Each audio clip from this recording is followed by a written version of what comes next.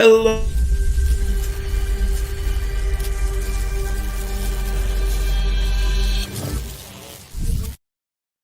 Hello, everybody. Here, take two. It's your man, Spin Nation, here, along with my man, Riders Up, here on the Thursday Evangeline once again, but also we are just 24 hours away from the Kentucky Derby Oaks and the Kentucky Derby. What a great weekend. How you doing, my man? I am doing great. And breaking news on the Kentucky Derby front, if you have not heard, Rodriguez is out. So that means Baeza draws in. Flavio Prat will now be riding Baeza, and Luis Saez is going to ride Neo Equus. So breaking Derby news, if you have not heard that. Breaking news. And we will talk about that throughout tonight. But we are here with Evangeline Downs tonight here on the lounge here. We have, let me check out what we got going on here. We have 4 minutes to post here, Tim. As always, you start out the night. I'll get quickly into it here for us. Sure. To no surprise, my top pick is the 3 Deer Crossing. Jeff Delhomme for his brother, Jake Delhomme, the Carolina quarterback, of owner of Set Hut Racing Stable. Timmy Thornton. This horse loves Evangeline, has run very well, and I definitely think this is the horse to beat. My second pick was the 4 Wood River. This horse, 20-1. This horse has come in second and is won multiple times over this turf course, and 5 for 5 in the money. So I don't see why this horse wouldn't be a solid choice, considering everyone else in this field really hasn't run that well on this course, with the 1 being scratched. And my third pick was the 5 Coffee County for Joel Dominguez and LJ Kuchia. So I am 3, 4, and 5 right in the middle. All right. 3 coming in off a little bit of a layoff. You know, Jeff Delhomme's off to a little bit of a slow start so far. Does get Timmy Thornton up, but has a couple of okay works. It looks like bullets on the car, but those numbers aren't very good. They just didn't have a lot of people working, and the numbers didn't turn out very good. So I think I'm going to try to beat the 3 in here, though, Sean. And with a little bit of a layoff, I do have 2 other horses, and I was looking at the formulas picks, and he's right in line with what I like. Is one of the horses that I really like here is the 2 third off a layoff, second straight time on turf. The last time showed some early speed and then just faded a little bit at the end. Gets coming back down a little bit here in class. So I think this will be a little bit of a better spot, and hoping that they can be a part here. Another one that I kind of like, and I think this is the one that the formula has on top, is the 6 horse Onasa. I think the 6 is going to show some speed potentially here. Has done that on the dirt. This is the first time on turf, so obviously there are some questions with that. But you know, always dreaming. If you look at his numbers, his percentages on dirt, whether it be routes or sprints, he's 11 and 15%. But on the turf, he's actually 16%. So I think this one should take to the turf okay, and be ready to run here. I did have the 5 underneath that as well. This is one that I think has been running against a little bit better, and definitely fits here. Coming back to Evangeline, ran last year at Evangeline, has been running at Fairgrounds, has some okay races there. The last 2 don't look like much, but that 1-3 back would win this race. Yep. Absolutely. And let me quickly, while you're putting your thing together, say hello to Malafat. Hey, buddy. Kelly Page, how are you, my friend? Yeah. Rodriguez Baeza. Gatekeeper, how are you? Bobby D, how are you, my man? Great to see you as always. We got, let's see what else we got here. We got Bobby D's got the exacta box 3762, win on the 6. The formula has got 6 over the 235. Sully, are you guys okay? Did we wake you up too early? Yes, you did. A little bit. Sheldon Game Farm, how are you, my friend? Thank you for joining us. Hot Rod's in the house. How are you, buddy? Yeah, this is a big weekend ahead for Bob Baffert. Just won with Fort Bragg, already starting off on a good note there. His other horse ran lousy, but nice win there. Yeah, so great to see everybody join us. We'll see if we got else here. Marv Beatty, hey, buddy, how are you? Hey, Sean, we're headed to the gate, so 0 minutes. I'm going to put this in real quick. Yep, sure.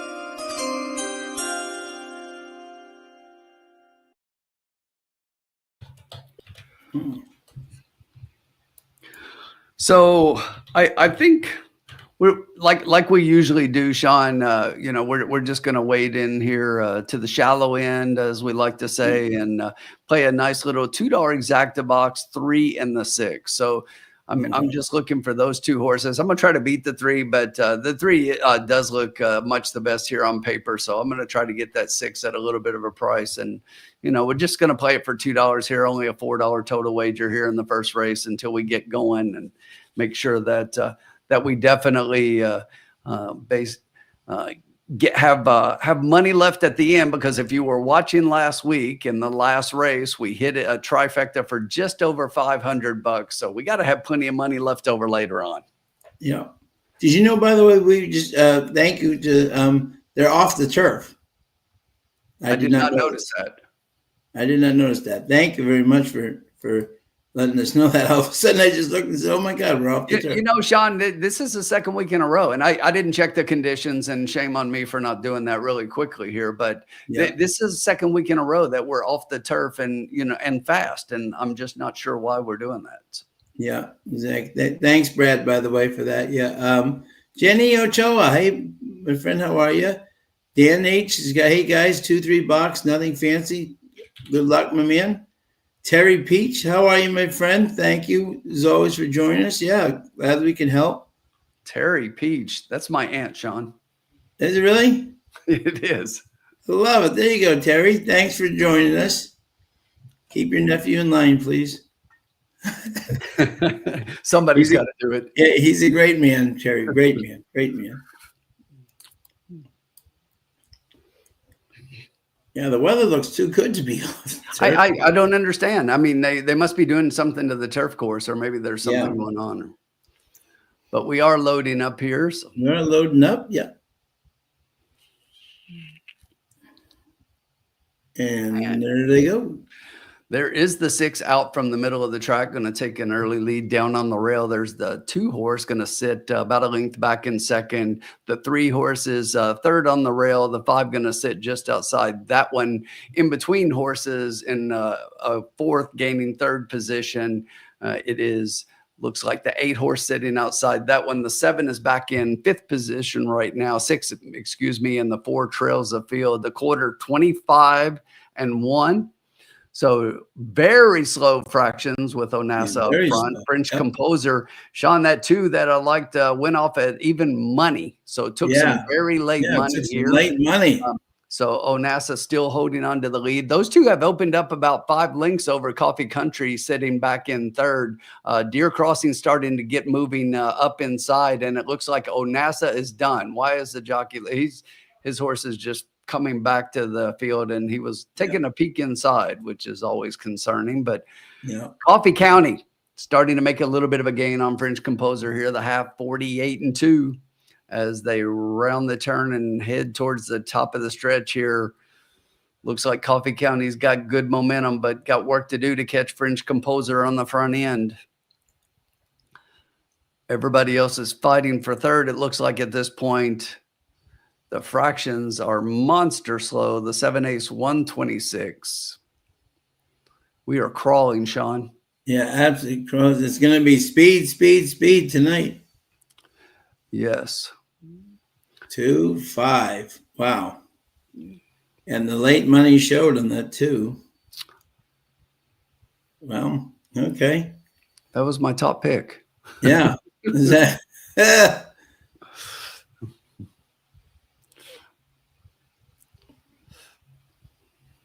Well, did the 6 stop? Yeah, the 6 just. Yes, the 6. Something happened, and he started backing up. Yeah. He Good just job, Hot Rod. stopped.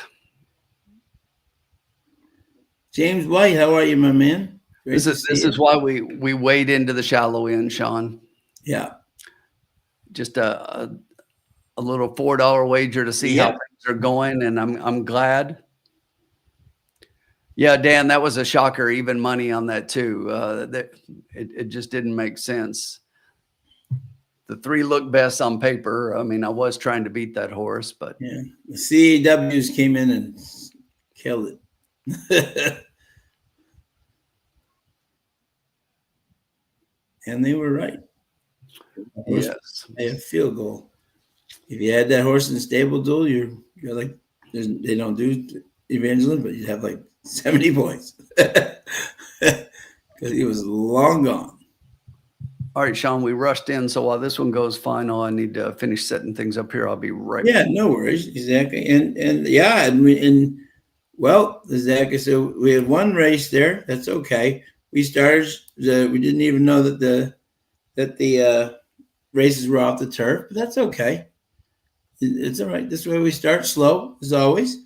But again, welcome to Derby weekend. How exciting. The Oaks and the Derby. Does it get better than that? The late scratch of Rodriguez.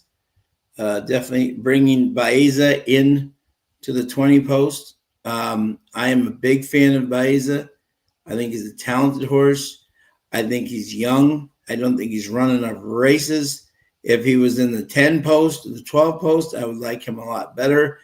I'm not really a fan of him in the 20 post. A young horse like that outside. But Mike Smith is going to ride Baeza. Oh, okay. Thanks, Kelly. Appreciate it. But so wait a minute. I thought Flavian. Okay. So Mike Smith is going to ride Baeza. Okay. Not Flavian. Interesting. Okay. Because I thought originally Flavian committed to Baeza, but obviously, so Mike Smith's going to ride Baeza. Yeah. You're here. Oh, you're hearing Grande, Render Judgment, and Owen Almighty might scratch. Okay. Well, that's so. So in 24 hours, if that's the case, the closers have gone from "this is awesome" and a barbecue to "what's happening here? Where's all our speed going?" Exactly. So this is quite the interesting tug of war race here we're going to have now. And by the way, if you're the connections of East Avenue, you would love to have. I thought Flavian Pratt was leaving to ride Baeza too, because he was originally, that was his original commitment. But all of a sudden, East Avenue's got to be like, oh, you want to get rid of Rodriguez? You want to get rid of Owen Almighty? That will help me out. Exactly. That definitely moves him way up because he'll lose a lot of his speed. Yeah, no worries, Kelly, but thank you. No, that's awesome. Yeah, but I believe Flavian was originally put his eggs kind of all in the one basket for Baeza, thinking he would get in, but rendered judgment because originally was not going to be in, and then decided to be in. So he got knocked out. So Flavian needed him out. And okay, so Flavian's riding Baeza, and Louis Size is on Neocos. I still don't like. I love Baez as a horse. I think he could be really good. I mean, what a story now. Puka has 3 consecutive horses in the Derby. I mean, in Dornoch, Mage, the Derby winner, and now Baeza. How impressive is that? Is she amazing? But post 20, not my. Yeah, Tim Muglad. I know I used East Avenue on my daily double ticket, and probably higher than you. Well, we'll have to see how the race folds out here. But if there's scratches with speed, then I mean, God, you have to think that helps him tremendously. Now, if it, as Malathot was talking about earlier, if it's sloppy, man, does that change things going on? So I mean, that even changes the dynamics even more. So I mean, so this should be quite the interesting thing for sure. I mean, we'll have to keep right, Tim. We'll have to keep an eye on the weather. If it goes sloppy, is that what I'm hearing? It could turn. Yeah, I don't really don't think it's going to be sloppy. So look, I don't get where a lot of these weather reports are coming from, because before coming on the air, I watched the weather in our local news again, and they're pretty good. And we are definitely getting rain on Friday. Okay, so Okay, yeah. Friday we will get some rain. It'll be sporadic throughout the day, but actually around Oaks time, there's a chance for a thunderstorm to come through. Okay. So So the Oaks could possibly be sloppy yeah, or a little so bit. the Oaks muddy. could definitely Okay. be sloppy, Yeah. but Okay. there is a slight chance for some sporadic showers throughout the day on Saturday. Nothing later on in the day, mostly in the morning. Okay, Okay. so for the Derby, I think especially by the time Kentucky Derby rolls around that post time, I think that the track is absolutely fine. Yeah. Look at Sully. Enough of the Derby. We're 12 days away from opening day of the Cinnaboya. All right, Uncle Sully, what's going on? There you go. Dan's asking, why do you have to use the bull now, Rodney? And because Rodney is going to use whatever horse Baffert has. Come on. yes, exactly. Right. I agree with Tim totally. I think Citizen Bull's a very good horse. I think he does have talent. He's a 23-47 leading horse. He's not a 21-22 horse. He does not have the speed to get out with East Avenue and the other speed if they go out, and he will be in behind, not in front. So I don't know how, I don't. And from the one post, it makes it that much tougher. Remember, Baeza comes in, but he doesn't go out. He's still on the rail, exactly. So, and he's got Manny Garcia, who does not ride a lot at Churchill Downs, has ridden there before, but you know what I'm saying? So that's another thing to kind of consider there. Yeah, and I think it's really interesting with the move to remove the blinkers, and you have to wonder if they made that call before they got into drew the one hole, and maybe with Rodriguez in the field, and maybe they were thinking about taking back a little bit, but without blinkers and having the one hole Citizen Bull, and plus I don't think, as Sean just said, that the horse is fast enough, but it's definitely, to me, it's definitely going to affect the pace dynamic of the race, and especially with the rumor as well of Owen Almighty potentially coming out. Now we've got maybe Citizen Bull, and I still think American Promise is going to be forward and probably be right there. I definitely think that East Avenue is the speed of the speed and is definitely going to be out there in front. So it definitely changes the dynamic of the race a little bit, may change the speed, and potentially East Avenue gets out and gets loose now. Who knows what could happen? Yeah, absolutely. And that's why I loved playing that horse. And yes, Colin, I saw your comment. I saw you used East Avenue. You know that you watched the round table last night. You heard my comments, and you knew it was valid. Exactly. So it'll be interesting. And by the way, I had a couple of people, Tim and I will straighten this out right now. I've had a couple of text me. So, haha, now your boy Sovereignty's in the 17. He's wearing number 18. It's only the people who wear number 17 have never won the Derby.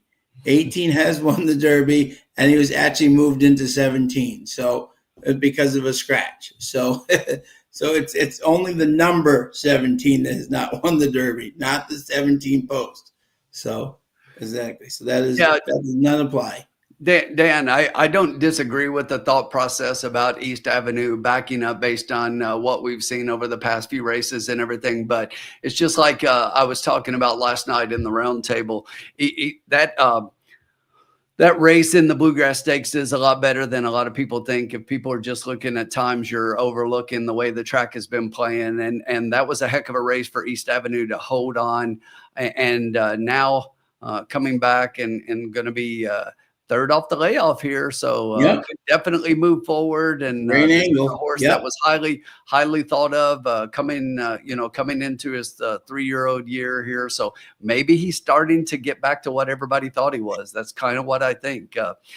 Do I think he's a strong favorite to win? No, that's not what I'm saying. I'm just saying I don't think it's out of the question. People are saying that he's definitely going to back up. I see that, but I can also see him maybe staying, especially now that the pace dynamic has changed. Yeah, absolutely. Absolutely. Yeah. So if you had the let's see, how many people had the 2.5 there, which paid the exacta paid $7.90 for $1. The 50-cent trifecta 258 26.35 if you had the 258, and the 10-cent superfecta 2583 $18.01. Yeah. All right. I have to respectfully disagree with you, bud. The post position means a lot depending on, especially in a 20-horse race. And you just have to look at, look at the odds with the one hole. And if you think it doesn't affect you, again, that you're entitled to that opinion. I'm not going to say that you're wrong. I'm just going to say I completely disagree. And I think, look, post position does not necessarily mean anything for a lot of them. It's okay where they're at, but I think there are certain things that impact you. Being in the 20 hole and wanting to go with 19 horses inside you and other speed inside you, as an example, that's a bad thing, And so being between a lot of horses that are dropping back when you're trying to get position right behind the front runners. I mean, depending on how far out you could have affect you. So it's always something you have to consider. You're right. It's definitely about the horse at the end of the day, but this is one of the factors you have to handicap. Yeah. Yeah. There you go. Yeah. So, absolutely, Dan. We always have Rodney's respect for Rodney's opinion. Absolutely. Absolutely. There is no wrong. Is that, hey, Paul, how are you? Tim, are you going to Churchill Saturday? No. No. Spend $1,000 at least, and more likely somewhere around $1,500 to stand in long lines all day, not be able to get a bet off, not be able to see the race well. I can think of a lot of better ways to spend that money and be able to watch the race better and bet from the comfort of my home and have beverages that don't cost $25 each. Right. Exactly. Yeah. It's like I was out there opening night and somebody's like $25 for, a mint julep. And it's like, I'm like $25 for a mint julep. I'm like, do you know how much I can turn that into at the betting windows? Yeah. Look at this. Look at this. The grandma, the best fan. Thank you, Grandma, so much, my friend, as always. Yeah, Jessica's been very busy, Grandma, with she's got her own pedigree stuff going on with Little Bluebird. They've been getting bigger and bigger and better. And so she's been focusing on that, but still doing her newsletter. And she's been very, very busy with Little Bluebird. So exactly, that's where you haven't seen her, but she's doing great and doing the Little Bluebird thing. Yeah, Grandma, make sure that you follow her on X and then check out her Substack. Go ahead and subscribe. There's a free version and you'll get more bang for your buck if you do the paid version. But she just actually put out a horse-by-horse pedigree newsletter. So go look at her Substack and look at her those newsletters that come out. The free version even had basic info for each horse for some of the pedigree information as the way that she saw the race. Yeah, exactly. Sully's in his Metallica mode. Excellent. I like that. Black Album. Love it. But thank you so much, Grandma, as always. Oh, she gets her newsletter. That's fantastic. Okay, wonderful. Yeah, exactly. But that is what she's doing, Grandma. But but definitely anyone who does not subscribe to that, definitely do. So, exactly. So let me see where we are here. We're 8 minutes away from race 2 here at Evangeline Downs. They're in the paddock. Sean, you want to read conditions for this one? Yes, sir. Yes, I can. Yes. The second race at Evangeline Downs, claiming 5,000 non-winners of 3 for 3-year-olds and up, which have never won 3 races. Tim, what were your thoughts on this one, my friend? I've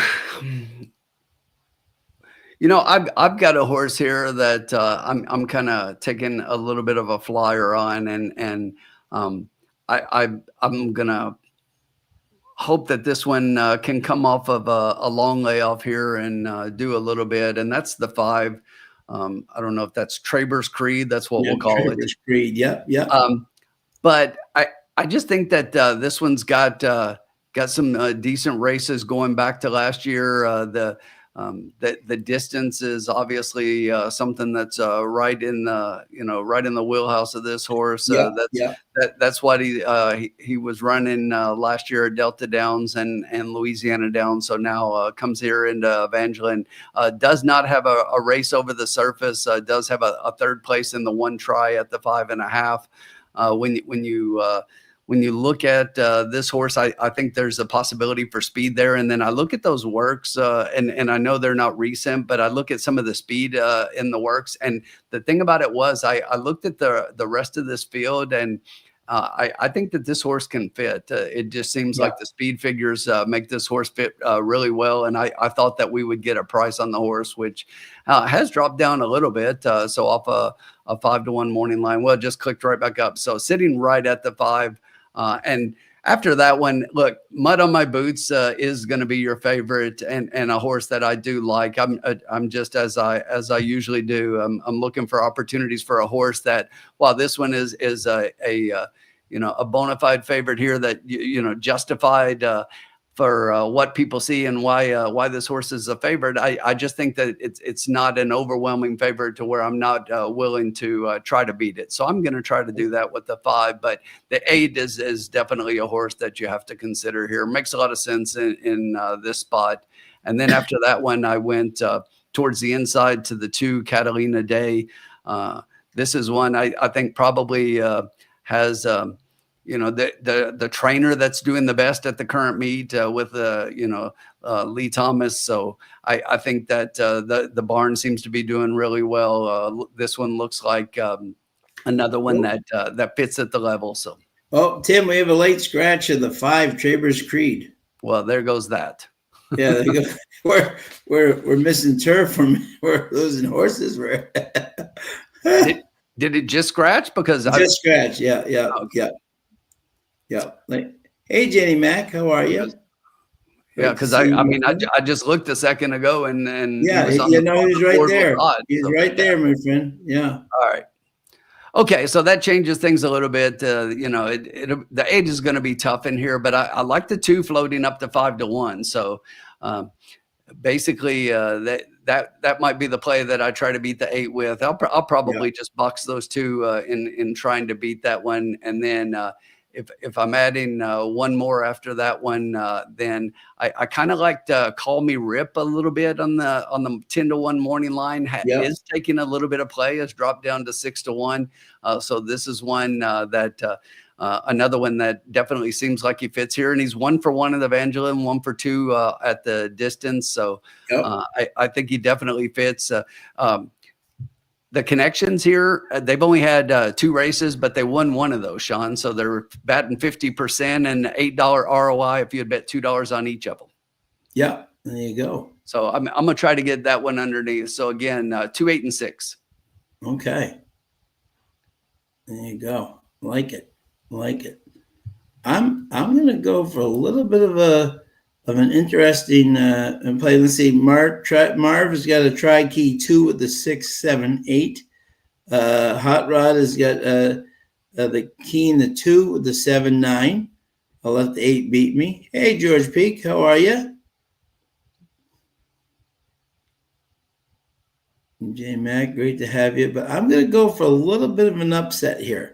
And what I'm figuring here, okay, the 8 trainer, like, a horse that interested me here at a price, right? I know the trainer has not been good and the rider hasn't been great, but the 1, William Gustavo, right? He's run races that at least would put him in the mix, and I think with the 5 scratch, and it even puts him in more of the mix. The 8 here, which is interesting, mud on my boots, and I made a note of this. The trainer's 0 for 24. Yep. Right? Travian Albert is 0 for 36, right? Yep. And now this horse, because of this condition, is gaining weight 5 pounds. So if this horse at 119 and 120 was having trouble holding on, right? Now he goes up to his highest weight. So obviously form-wise, he fits with this group like a glove. But I think there's a chance that this horse, he has had trouble finishing before. Now with the extra weight, may even have a little harder time even getting to the finish line. So I am going I'm ready.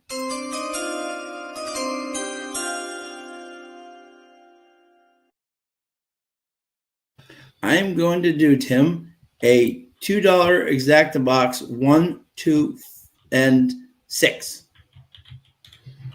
I like that. $12 wager. Yep. And I'm going to see if I can beat this 8 with the extra weight and the connections and jockey who just have. I will let them beat me with 0 for 24 and 0 for 36. If they beat me, they beat me. But Sean, you're absolutely right. I mean, that's exactly what I was saying up front. Is I saw a lot of. I get on paper why it looks like the 8 is the favorite, but there are enough holes here and enough things, and connections was one of the things that I didn't like. So I'm totally with you, and I like the bet. Just throw the 8 out completely and try to beat it with the other horses, and I like all 3 of those. Yeah. So we're 1 minute to post here, folks. Thank you everybody for joining us here on Almost Oaks and Almost Derby weekend. What do you all like about the 6? No love for the 7 or 9? You can't use everybody. No, I thought the 7 and the 9 were a little bit below. And I think in this small field, a $64 double and a $47 double are more like a $100 double in a field like this. So I think the public's kind of telling us, Rod, that they don't think they're going to run. Now, can anything happen? Absolutely. Can they get up? Absolutely. The 7 was 15 to 1. He's bet down to 10 to 1.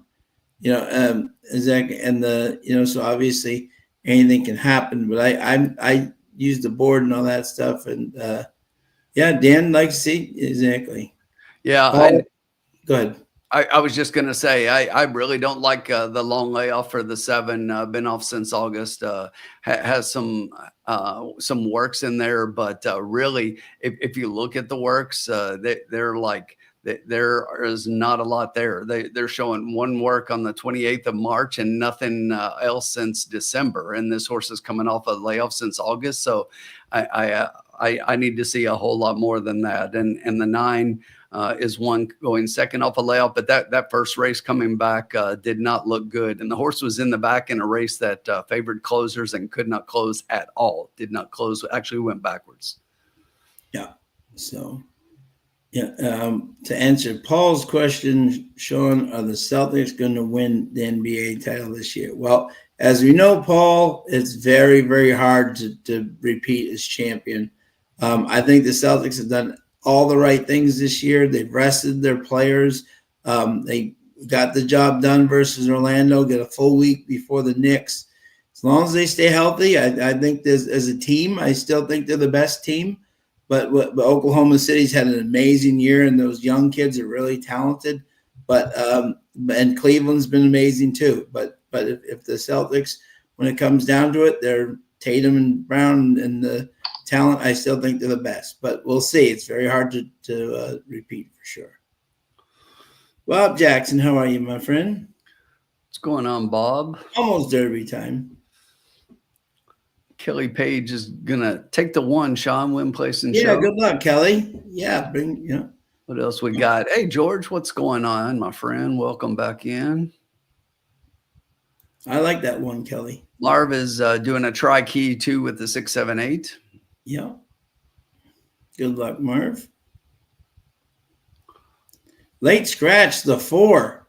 What is going on? Okay, that one didn't affect our bets. It's like, all the people at Evangeline are looking at our bet as, oh, no. Then now the people are like, oh, no, we can't run. It's like, can we catch a break? It's like, I mean, we're the first race, we're off the grass, we're looking for grass, and then this race we're talking about the 5 and we're scratching the 5, and it's like, good grief. Right, exactly. Can we just now get to the 4 Derby and the 5 before we run out of horses.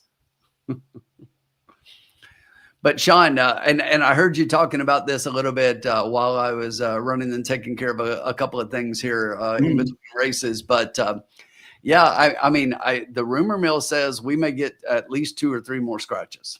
Yeah, and that will definitely make the race a lot more interesting. Yeah, for sure. And, you got to think that rendered judgment. Horse has a quarter crack. Yeah, and you got to think that that's one that's probably going to scratch. And I'm sure Kenny wants to be in there, and that's his only horse. But better to err on the side of caution and take care of the horse. And and I will say this, folks, too. We'll get into this a little bit too as the night goes on. Luckily, the abscess on Take Charge Milady has subsided, and obviously. Good cheer. I mean, you can't say anything bad about her. She's been nothing short of stellar so far, and Quiet Side's been very impressive. But if anything happens up front, Ding Dong and 7 also in the wet, right? Brian Hernandez and Kenny McPeak both said if she doesn't get blocked, she beats Lacara. And who knows, in the mud, maybe Lacara gets out front like she did in the Ashland and so this is going to be interesting with the slop. Definitely changes both races for sure.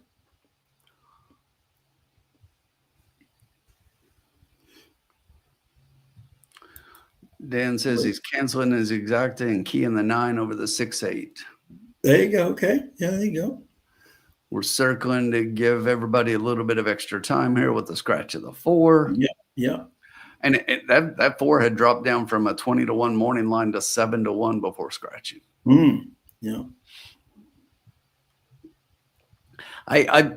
I'm with you though, Sean, on this 8. It's like there's a lot to to kind of punch holes in this horse's chances, but 2-1. Yeah. So Paul, the forecast is we got a couple of showers rode through today. They were really light, nothing that impacted anything majorly. For tomorrow, for Oaks Day, there's a chance of a couple of showers throughout the day. There is a system moving through that we've actually got a pretty strong chance that we get thunderstorms right around Oaks time. So potentially the kind that come with lightning and could even potentially delay the race and impact things on the track for a little bit. So we're going to definitely get a little moisture. For, Saturday right now, they're calling for a small chance of scattered showers throughout the day, mostly in the morning, nothing big in the afternoon. If anything happened, it would be really light and really short, and doesn't look to impact the track that significantly. Right. Yeah. Oaks could be a different story. Oaks, the sky could open up and we could end up with a definitely wet tracks. Yeah. Once again, for our bet, if you're playing along, we have a $2 exacta box 126 here. So we've got 7-2, 5-2, and 5-2. Pretty evenly bet race though, Sean. The 8 is 2-1, and then we've got the 2 and the 6 are both 5-2. Yeah, so we got a wide open pair here. Loading up. Looks like we've got a couple more to go. 8 and the 9. 8's a little sweaty on the neck, but it could be hot down there. Definitely. So that could be a normal thing for them at this time of year.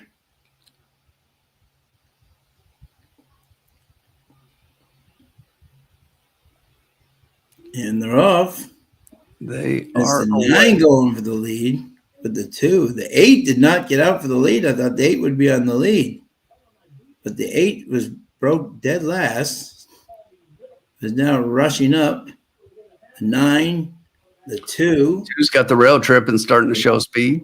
Yeah. Got the 8 backing up there a little bit. We get the 9 right up there. We got the 6 right in the middle. We got 22 quarter here. 3's trying to come up on the 2. 4 horses across the track here, and the 3 looks quickest of all. The 1 is getting in gear from the back of the pack, trying to go from last to first. Yeah. They're coming down the stretch. 2's coming back on the rail. 2's coming back on the 3. 6 is trying to. 1's coming down the middle of the track. 2's got the lead. Here comes the 1 flying down the stretch. Get up, 1. Down the stretch they come. The 1, 2. Here we go. 1's trying to get up for Miss Page. Yes. Ooh, I think he got him. 1, 2, 3. Easy as 1, 2, 3. Look at that. Only winner, Sean. Only winners. There we go. 8 nowhere to be found. The weight too much. And the 1, 2 exact that pays $44 for 2. It does. I was about to say that. Well called. Nice job. There we go. And I believe, that's a win for Miss Page, I think. Right? She had the 1 across, I think, there. Yes. Yeah. Good job. And this one floated up at the last minute to 9-2. So yeah. I'm pretty sure that. Oh yeah, it's close, but I'm going to call it. I'm going to give it to the 1. It's really close, Kelly. Yeah. I think he got there, Kelly. I think he got him just on the wire. I think he got there. Yeah. The minute I saw that, and this is a great angle for people. When you look at the 8, you have a trainer who's a O, the jockey's a O, and now he's getting 5 more pounds, and he's trying to Zach, and he got out of the gate absolutely dead stone last. And I think he finished dead stone last. Yeah, Zach, great job by the 2's jockey to get back into the. You see him almost hit the rail there at the end. Huh? That's what cost him the race. Did you see that? Yeah. He almost hit the rail. Yeah.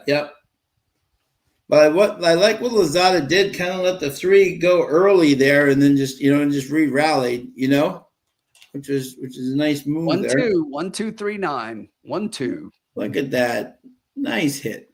Only winners. It's official. A nice play for Kelly. 9-2. That was my first pick there. Zach. Yeah. There's just something about this one that the races were just looked like a formful race there. Thank you, Hot Rod. Much appreciated. Yep. So if you got him across, it's $20 for every 2. If you bet him 2 across, $20 flat. Marv, I hear you, Marv. You're not alone in that assessment. Yes. Way to go, George. Did you hit the exacta with us, George? Is that what you hit, or did you have him flat as well? A couple people did.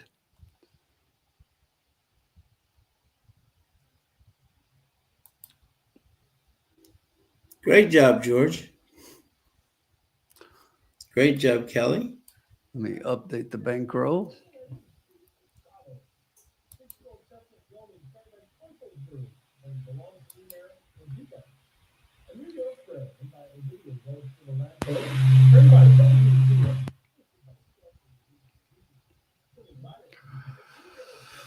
Evangeline race through. Yep. And the exact pay. Let's see. 44.60. Nice. There we go. Hey, Marla. How are you, my friend? Great to see you. Haven't seen you in a while. Good luck this weekend, my friend. Always there we go, Sean. The current bankroll is 128.60. Love it. Love it. Hello, Marla. Hope everything's good down there in sunny Florida. Marla, who are you liking for the Derby, my friend? Who is your Derby pick? Let us know. And also, being the cocktail lounge, what are you drinking? I have my usually my sparkling ice fruit punch tonight. What do you have, Tim? Mine is a prophecy for this Saturday on Derby Day, Sean. I am drinking local Against the Grain bourbon barrel aged imperial milk stout. It's called 70K, which happens to be the amount I'm winning this Saturday. 70K. Love it. Love it. Amazing how those go together hand in hand. Awesome. Exactly. That is awesome. So great job there. So, yeah, so let me see. Oh yeah, Marla likes Tistastic. Okay, yeah. I mean, Marla, he's the only horse that's run a mile and 3/16 in this group, and he won very impressively. So if you believe in that, and then he's right there. No doubt about it. Steve Ashman Houston is more than due. So I exactly that's that horse could be right, and the formula is right there with you. Exactly. Yeah, I was about to say, if you watch the round table, Marla, you will see that the formula loves this horse, and we all think he's definitely got a chance. But yeah, the formula has definitely been on him for a while. Yeah. Oh, Admire Daytona also ran 9.5 furlongs. Yep. Exactly. Yeah. It reminds you of Forte. Okay. Yeah. There you go. So excellent. Yeah, it's going to be a fun. And let us know, all you guys. And again, we can't emphasize this enough. We give you our opinions, but we both love and respect your opinions. You're just as much as part of this show as we are, even though you see our faces. We love to hear your opinions on who you think, and if we say something you don't agree with, like exactly, Hot Rod did it. What do you call it? We love it. Exactly, say it, because that's what's great about racing. If everyone was the same, every horse would be 1-9. Exactly. But it's great to see the different angles, different ideas, different, and that can only help you as a handicapper, which is great, so. What the hell, Sean? What happened? Well, we'll talk about it here in a second. Okay.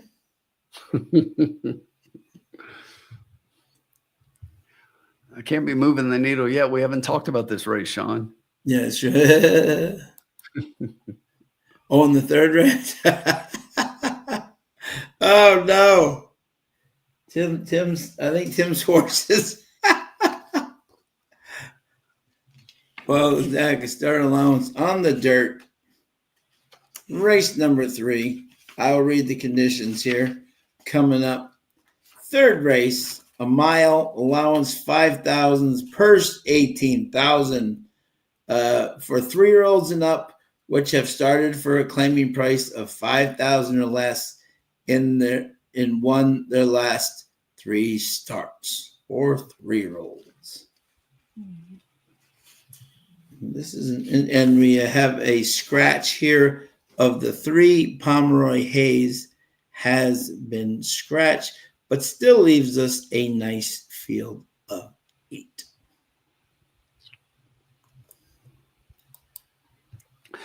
So what did you think about this one, Sean?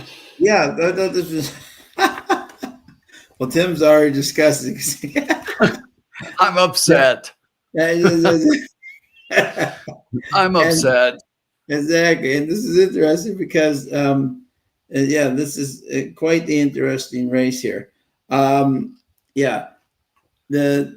My first pick, and this is hysterical. Tim and I think way too much alike, is Shortlist, the 5, and that was my number 1 pick. And Juan Cano, don't you know, who everyone seems to be obsessed with these days? This is like the Juan Cano show everywhere. 7 of 20 at Evangeline Downs right now, absolutely just owning the area. And this horse, I mean, this horse couldn't have been any more impressive. And if you saw the speed in the first race, what's this? This horse could stop in the second race. But that was my first pick. The only thing is, and this is interesting, is that my girl Aubrey Green, the Queen of the Swamp, and a lovely lady, her 6 has got a lot of speed in this race too. So it's interesting. There's 2 speed horses, but I really like just the way this horse kind of sat off and then just kind of, so it looks like he can stalk and kind of pounce. There's a lot of speed in here, though, which is interesting. Well, I think you'd agree, Tim. But I think the five definitely, to me, if he can just do that, come from behind a little bit, he could just pounce on this field and take off. Second pick was the 9 Crimson Storm. Edith Mojica having a very solid meet, 13 for 28 in the money. Riding Rodriguez. And this horse has run 2 very solid races, including a win up here at Evangeline. I think this horse will be right there. And my third pick, I had to put Aubrey Green in the third spot. She ran a really tough race last time versus Crimson Storm, just missing out. Again, I'm a little bit worried about her with the 5. I think the 5 could make her. But if she gets out in the lead, then maybe she can get a little. And then the 4th pick, L's on the inside. Again, we got a lot of speed in here. So this should be quite the interesting race. But my picks were as follows: 5, 9, 6, and 1. Yeah, and when I looked at this race, I mean, at first blush here, you've got a $5,000 allowance race, and then I get to the 5, and I'm looking, and this horse is definitely taking a pretty big step up here. But that last race was super impressive. It was, yeah. Winning by 12 3/4 lengths at a mile.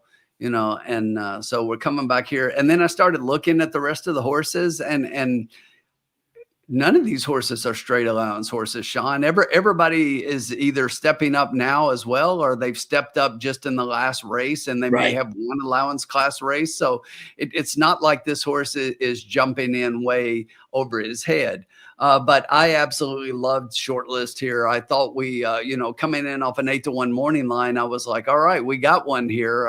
We got a horse that might be a price. And he opens up and he's 1-2 right now. So I think everybody else loved him. I saw Hot Rod loved him as well. But Shortlist is on my short list for win candidates here. So we're definitely going to play that one. And then I had the 9 on top, or the 8 over the 9. I'm sorry, the 9. Okay, Star Guitar, yeah. Yeah, so you've got the 9 as your second. I had that as my third, and this is another one who, if you look at that last race, first off a layoff, comes into that race and wins first time off a layoff. So that was a really good race, and this is another one that kind of at that level, has been in that level before, but hasn't run like that last race. So looks like this horse is in pretty good form. And now you think that he can only probably improve second off the layoff here.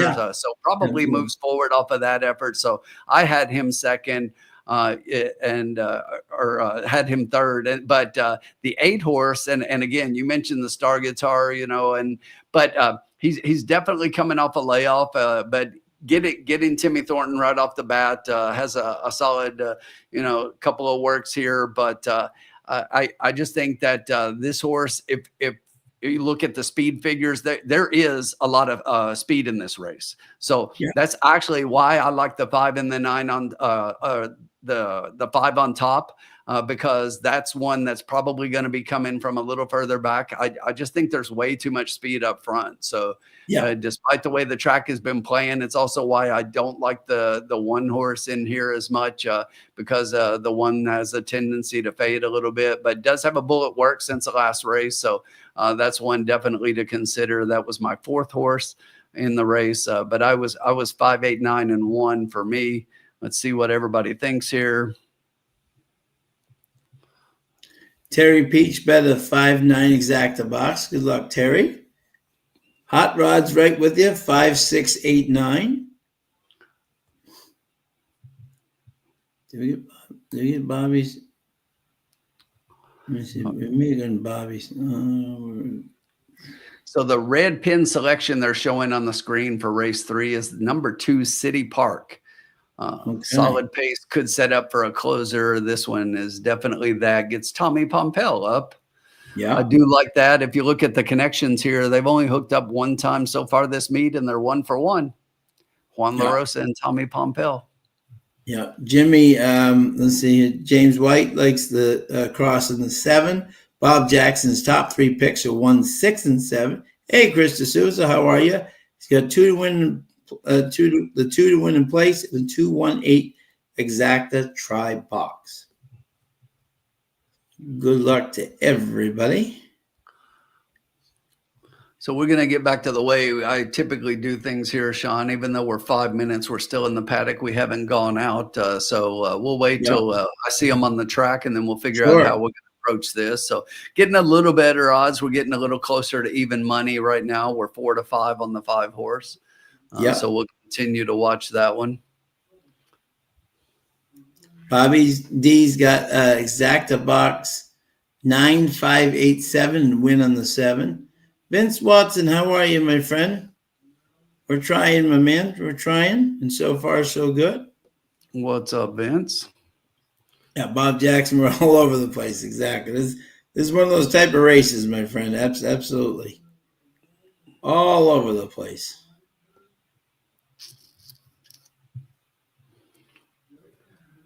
Looks like the jocks are out getting instructions. Yep.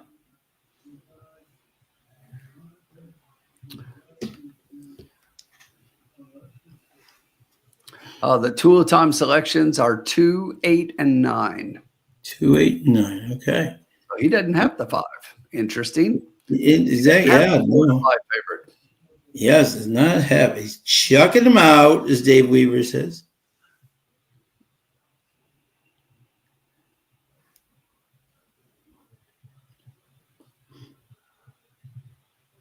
Thank you again to everybody joining us tonight.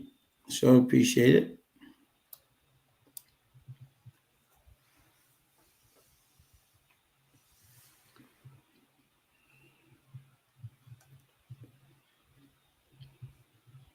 George Peak has got 5, 8, 9 exacta box here. Good luck, my man. See what we can do here.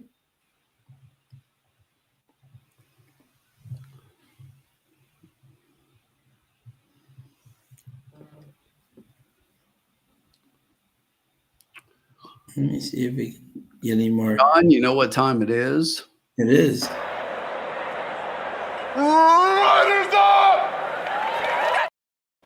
Tim still should have been on Derby Day. I was really disappointed. I'm still waiting on my call from Churchill. Apologizing. Yeah. Like, have you not seen my name? I'm the guy exactly. for the job. Yeah. Exactly. Yeah. We need to get a hold of Caitlin and be like, come on, Caitlin. Yes, we do. You got to hook a brother up. Exactly. So I'm trying to do a little bit of inside information here, see if we've got some more scratches coming, for the Derby. See if a lot of rumors. Lots of rumors. Circulating. All right, we're on the track. There is Tool Time's top horse at 10 to 1, the 2. Yeah.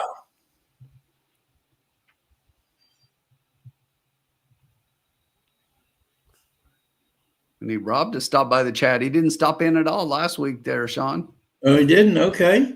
There is the 1, 7 to 1 L's. I'll have to get my boy Rob back in the Tommy Pompel in the saddle. The 4, longest shot on the board, 22 to 1, Rockstar Doctor. Yeah. Here is your 4 to 5 favorite. Short list. Joel Dominguez.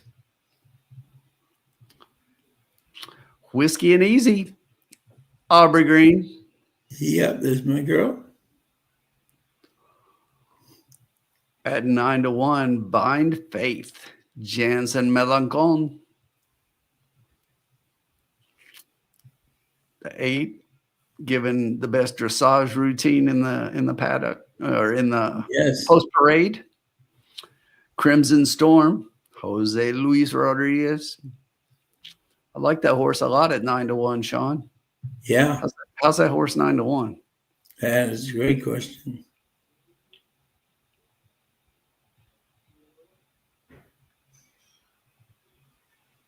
By the way, Puka made history today with the first mare ever to have 3 consecutive Derby starters in racing history. So Mage, Dornock, and now Beza.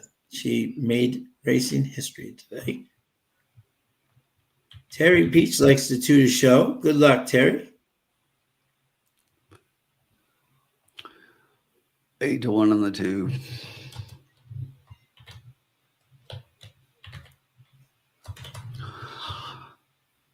All right, we are warming up. It shows 0 minutes to post, but they're still warming up. But Sean, you know what time it is?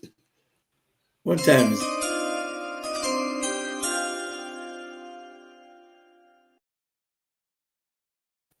It's pick time. And It's pick for time. those at home, nobody's being confused this week, Sean. I was told last week that I was confusing folks because it was draft night. And I kept playing the tune, and everybody kept thinking that the pick was in on the TV. But here we go. Here is going to be our play. We're going to play a 50-cent try key box, Sean. Yep. We're going to key the 9. I like this 9 at 8-1. Okay, I think this is worthy of being our key horse. So we're going to try to get this 9 in there at 9-1 with the 1-2-5-8. That'll be $18 total for 50 cents. We're going to key that one into any position. I think those are the other players in here. Yeah, see if we can catch something. Maybe we get short list out of there completely and catch something that'll pay out a little bit better. But even short list is coming up a little bit. 6-5, much better odds there. Yep, absolutely. The 8 is currently your second favorite at 7-2. The 1 is 9-2. Yep, your 9 looking good on the track there.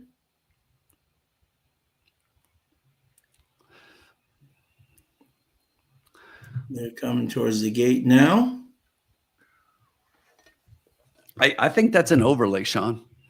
Yeah, I agree. You know, if you're over there and you're thinking, if you're out there watching and you're thinking a horse that you might want to put just 2 win in place on, I would go with the 9 horse. Absolutely. Yeah. I think the 9 is an overlay here off a 3-1 morning line. This was your second favorite on the morning line. Crimson Storm looks really good on paper. We talked a lot about this horse and sitting right now at 7-1. Yep.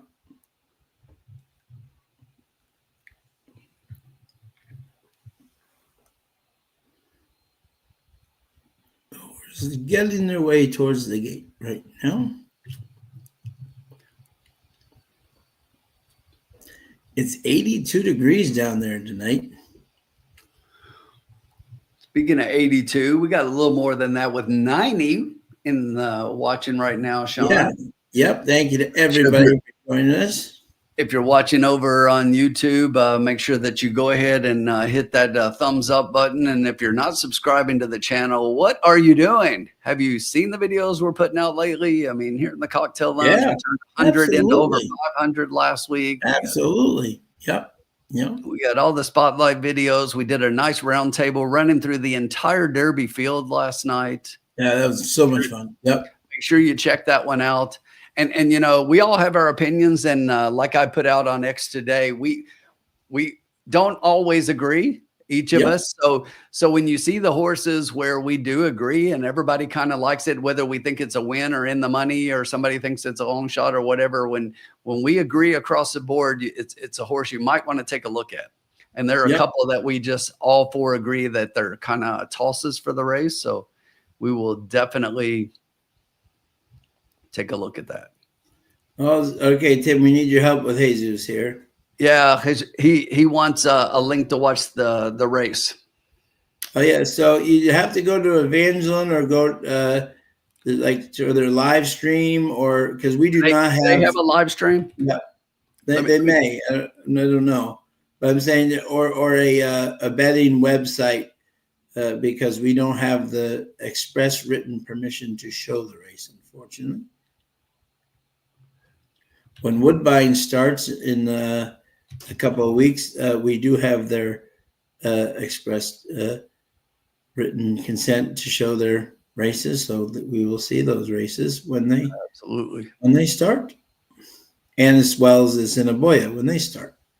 And we are off, Sean. So we're sitting here talking and not even watching the race. So early on, we've got Running in the Money, off to an early lead, about a length back on the rail. That's Whiskey and Easy. Aubrey sitting right there, nice second. Sean Buying Faith is outside in third, coming up to the outside in fourth right now. That is, I believe that's who is that? Is that the 9? That's a 9. Yes, a 9. A nice spot. Crimson Storm in a nice position. There. One down on the rail. We've got the 2 coming up the rail. 4 currently trails the field up front, though. Running in the Money, the quarter, 24-3.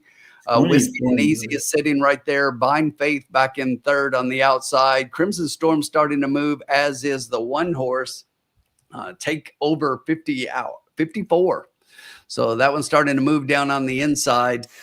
Our 9 needs to get moving. Seems to be backing up a little bit. I don't like the way that one is going, Sean. But here comes Aubrey and Whiskey and Easy. The 5 is really starting to wind up. So here comes Short List. Looks like this one may be much the best and warrant that 1 to 2 price, and why we love this horse from the beginning. But our 9 is falling out of it. I'm worried about our wager here, but it is going to be the 5. Looks like the 1's got a good shot at second down on the rail. The 8 is right there. But the 9 is not going to be a part of the trifecta. It's going to be 5, 8, and 2. 5, 8, and 2. 5, 8, and 2. So we had all the underneath horses. We just keyed the wrong horse there. I was trying to get the 9 in there. So. Yeah. If you'd have played that any other way, you're cashing. But you did unfortunately get the shortest price on top there. But the 5 was much the best, Sean, and it kind of played the way that we thought with all the speed in the race that this one was going to sit back and get the perfect trip and be able to pick them all up coming home, and that's exactly what happened. Yeah, and the 5, 8 remarkably was the 5, 8 exacta remarkably was 8 to 1, 8 to for $1, which is amazing. You know, it really is. And the 9 completely dropped out the back, so you got to wonder about that one. Yeah, Zach, and 3 to 1 morning line to go off 10 to 1. Yeah, that's a bit of a surprise for sure. It's 5, 8, 2, 1. Yeah. Tool times. Let me see here. Let's go back here. Yeah, George Peak hit the exacta. 5, 8. Good job, George. Way to go. Love to see that. Good job, my friend. Bobby D had the exacta. 5, 8. Nice job, buddy. Let me see. What was it? 5? What was it? 5, 8, right? Hot Rod had the exacta. 5, 6, 8, 9. He loved the 5. Good job, my friend. So look at Javier Ganó-Cinco. Huh? Javier was asking who won. Oh, okay. Yeah. Yeah, there you go. So they're going to reopen Eureka Downs. Oh, wow. Is that Kansas? Is Eureka Kansas? Where is Eureka Downs? I thought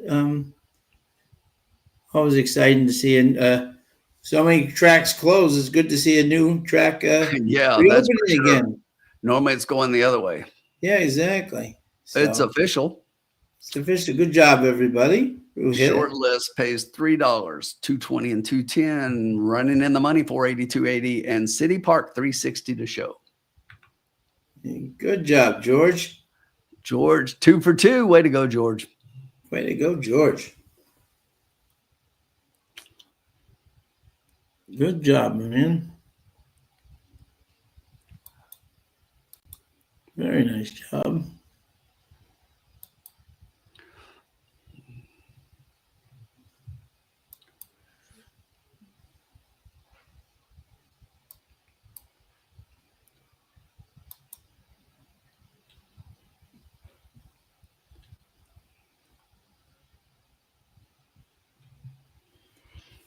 There we go. So we're going back here. Let me go back here to Evangeline. Yeah, and that they paid there. Let's see here.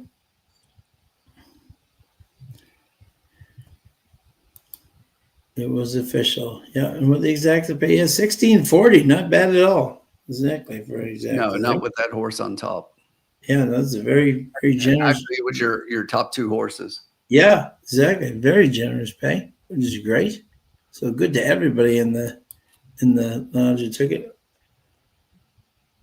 Oh wow, Wyoming getting a new track. Supposed to have first races the end of September into October. Nice. Terry missed the exacta, but had the two to show. Nice job, Terry.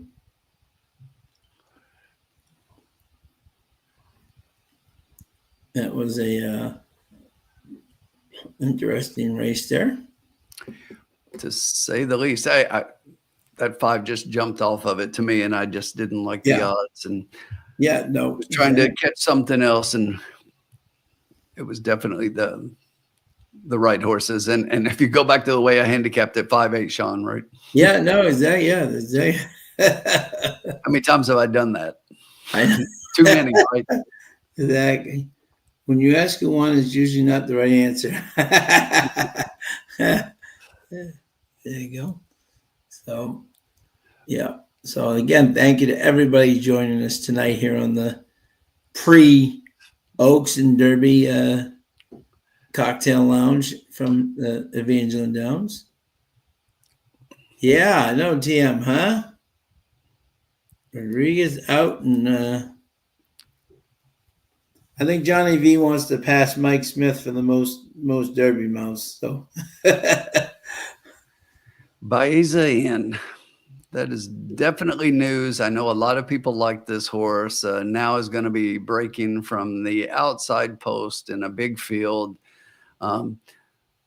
Definitely, you look at the races the horse has been in, and I understand this horse has been improving. That was a decent race last time in the Santa Anita Derby, which the horse did come to put a nose in front before getting beaten by journalism on the wire there by 3/4 of a length. But I just think those short fields out there, Sean, and the lack of experience for this one is going to probably catch up a little bit. But again, as Sean talked about, Puka 3 years in a row. I mean, great story there. I mean, the odds of that happening are astronomical.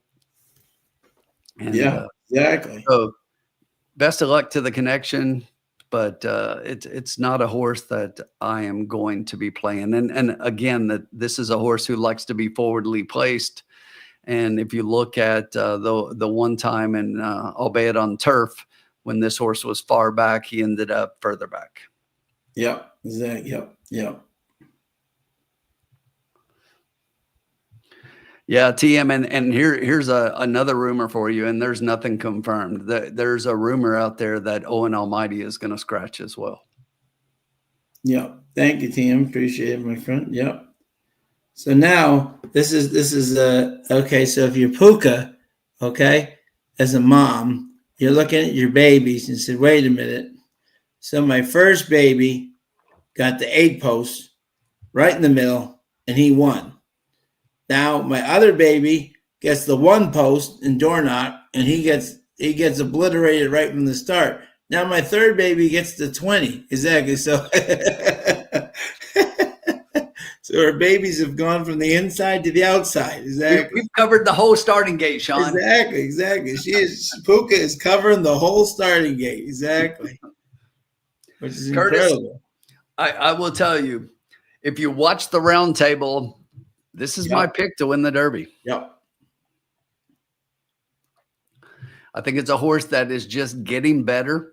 Horse just moves forward every race so far. That last race in the Bluegrass basically ran a really strong race, going last to first in there against a really good field and a resurgent East Avenue in that race. And I just love the story. This horse is working lights out, looks so good.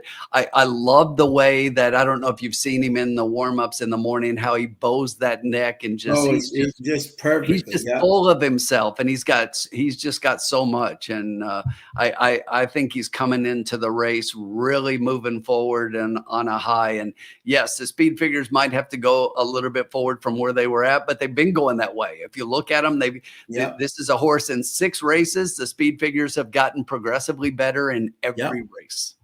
Yep.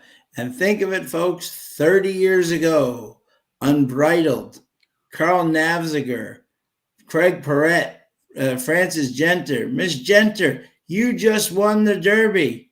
And who was the exercise rider for Unbridled? That would be one Ian Wilkes, the trainer of Burnham Square. So how would that be?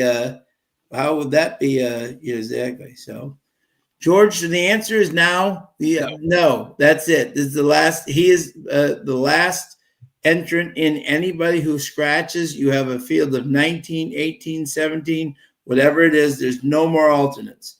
No, they only allowed one also eligible into the field, and that was Baiza. And that is the only horse that could draw in, and he has now done so with the defection of Rodriguez. So anybody else, as Sean just said, just shortens the gate. Yeah.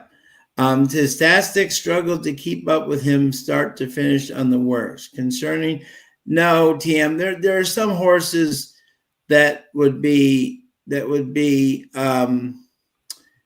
morning horses, and there are some horses that are afternoon horses. So I don't always read into those type of things, especially when Steve, who's been around for so long, is doing certain works. He may just not be getting as much out. Remember, Publisher's a younger horse, so and Tastic, he may just be kind of conserving with Tastic. Very much like if you look at it this way. Journalism worked in 101. Sovereignty worked in 101. They didn't have to do. They were just doing what their connections wanted them to do. You know what I'm saying? So exactly. They could have gone 58, 59, but that means really nothing. 1 week from the Derby, you want to keep the engine and the tank on absolute full. So I'm sure Steve is just probably. I wouldn't read anything into that. They're just probably out, and maybe Publisher's a little bit younger, a little bit more. I know Publisher's a little bit more of a feisty horse than Tastic. Maybe he's just out there a little bit. That's who he is, and Steve has to let him be that. But, I wouldn't read too much into that. Yeah, and I'll just add one thing to that really quickly, and that is, this is the 1 week a year to where we have breakfasts at the Downs, and everybody is a works expert. Let me give you some works expertise here. Don't read anything into 99% of the works that happen. Yeah, that's my opinion, and I am no works expert, but I just really say that you can't, unless a horse just goes out there and just like looks really bad for some reason. Yeah, I'm not going to take anything there to make me put a horse more forward or back. What I just said about the way Burnham looked on the track, that doesn't make me moving forward anymore. I'm just saying that I like that. That's it. But it's not making, that alone is not having any impact. The horses that I don't think have looked as great, I'm not moving them a bit one way or the other.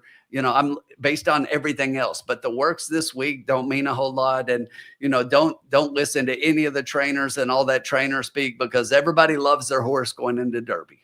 They're all working perfectly going into the Derby. They're doing exactly what the trainer wanted going into the Derby. Right. Nobody had a bad work this week. Exactly. It was exactly what we wanted. Exactly. Everything. Oh no, that's exactly what we wanted. The horse to come around and do it on 3 legs. Right. Exactly. And by the way, for you Publisher fans, as I said this, IRED actually committed to this horse about a month ago, which is interesting. And usually IRED does not ride for Asmussen. You know what I'm saying? So clearly IRED and his agent did see something that they like in this horse. And so obviously that is a huge ringing endorsement for him, that he thinks this horse is, is the Derby. Does it mean he's going to win? Who knows? But I'm just saying every race he's run, he's gotten better. So, exactly. I still think he's a little bit behind everybody, but hey, Yeah, and by the way, I think Tim would even agree. If it's muddy, I think he moves up even a little bit more. Like in terms of like so that should be interesting. Yeah, that would be the maiden trifecta. Steve, Irad, and publisher all winning their first. Yeah, that'd be. And by the way, Steve Asmussen has had the most Derby horses without winning, so that would be ironic for him to win his first with publisher. Yeah, and look, there have been 3 maidens win the Derby, and none of them have won since 1933. Of course, the most famous one is Sir Barton. Sir Right. Barton was a maiden to win the Kentucky Derby. But look, this horse hasn't been able to win a single race yet. This horse is eligible for a maiden race and is in the Kentucky Derby. And hats off to the connections. And the horse is a hard trying type, and I think is definitely going to be good going forward. But how do you like a horse that has never won a single time against some of the best in the country, the best 3-year-olds in the country? I can't do it. Can't see it. Yeah. Of the Derby choices, who likes running when it's wet? Well, Sovereignty out of Into Mischief is definitely going to like mud. That's the one thing he will definitely have in his favor. We kind of go down the if publisher wins, I lose everything. Colin says that just makes me want to bet like $10 on publisher now. Luxor Cafe, Zach. Berm Square moves up on it. Zach, yep, exactly, yep. Luxor Cafe's got 3 wins over the wet track. Yep. Now, interesting, Colin. This will be interesting to see because the Japan tracks are a little bit more sand-based than dirt-based. So it'll be interesting to see how the wet sand versus the wet dirt. You know what I'm saying? You're absolutely right. If it's wet, he could be the Magic Man could come flying. But it'd be interesting to see how he takes to the wet dirt versus the wet kind of sand-based track, which Japan is. So that'd be interesting. And don't forget, if you watched my video that came out today, the best story in the Kentucky Derby is 2 wins on 2 tries on a wet surface. Mr. Colbattle will take a bow. That's right. Yeah. Exactly. That's the other thing, Colin. Exactly. Who will like the kickback? Like in terms of so. Exactly. Yeah, if you watch the round table, those are both. We all got 3 horses to put in the money, a long shot pick and a win pick, and those are 2 of mine that I've got that I will be playing in my wagers. I like both of those horses. Yeah. So that would definitely change the complexion of the race for sure. And then, by the way, which is interesting, is that journalism, right? Has journalism ever run in the wet? I think he's got the pedigree for it, but does he ever run in the wet? That's an interesting. No. So that's an interesting question right there. If it's a wet track, how will journalism going around with 20 horses? What do you call it? Like his Tomlinson figures are off the chart. So. Oh yeah, no, exactly. I don't worry about him. I'm just saying it's just interesting to see. And obviously, Farrow didn't mind it, and Justify didn't mind it. So if you're a West Coast person saying, I don't like that argument that people say, oh well, the West Coast horse. Well, American Farrow didn't mind it. Justify didn't mind it. So I don't know why you would, I will say this: if you're a journalism fan and you like that horse, Umberto Rispoli got a nice win at Churchill today and took a rail riding trip to get that horse home. So it was really interesting for him to go into the rail at Churchill because not a lot of people like going in there. I will tell you, and I've heard it gets pretty scary in there at times, and he did that. So if he has to make his trip and he's going to be towards, somewhere between the middle and the back there, and he is definitely going to have to at some point get by some horses. So it's nice to know that Rispoli is not afraid to jump to the inside if that rail opens up for him. Right, and people forget that Brian Hernandez, one of his I was watching growing up was Calvin Borrell, and he took that rail trip last year on Mystic Dan to win. So exactly. So he's not afraid, being a bull rider from New Orleans. He's not afraid to go up that rail. All right, Sean, we haven't talked about this one, and we are on the track right now, so we should probably do that quickly. Yes, sir. The horses have just Let come me read out the conditions here quickly. Sure. Okay. Race number 4. Here we go. We have 7 furlongs claiming 5,000 non-winners of 3 for accredited Louisiana breds 3-year-olds and up, which have never won 3 races. Tim, what is your thoughts, my friend? I don't like anybody. Next. No. Yeah. So I just to go really quickly, Sean, to give you an opportunity to figure out what you're going to do and talk about what you like here. I do like the 2 on top a little bit here. That is the horse that I've got. He's 2-1 and your favorite right now. So no big surprises there. The horse I do like second is the 1 horse. He is currently 7-1. So getting a little bit of a price on that one. And then one that I'm going to throw in here, I like having a price horse in, and that'll be the 9 coming off a short layoff since February. But this is one that he's 3 for 6 at Evangeline in the money, and he's 2 for 5 at the distance. So in the exacta. So kind of like that a little bit, and like this one to potentially get involved for a little bit of a price. 219. Okay. We're going to differ a little bit here, Tim, on this one, which is fine. But I have a little bit of a price play here. And I'm going to, interesting, because I'm looking at this field, seeing what this is. Okay. I like the 5 Game and Gormley. Juan La Rosa having a very solid meet, 5-2-7. And you look at this horse, and he was the favorite last time at a mile. I love horses that cut back from a mile to 7 furlongs. That's a big difference from a mile and 7 furlongs. I know it sounds like, but that's a difference of a turn. And notice, if you like the 2 at 2-1 for Eduardo Ramirez, who rode it last time? Jansen Melancon, the son of Gerald Melancon. But what horse is he on? He's on the 5. And he's running Evangeline Downs in 7 furlongs, 2 races. He came in 4th, but that was against maiden 20,000. This is 5,000, not 20,000 like he did.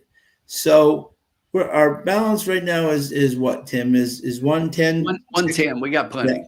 Yeah. Okay. So I'm just gonna do an 8-1. I think it's extreme value. I'm just hit the button.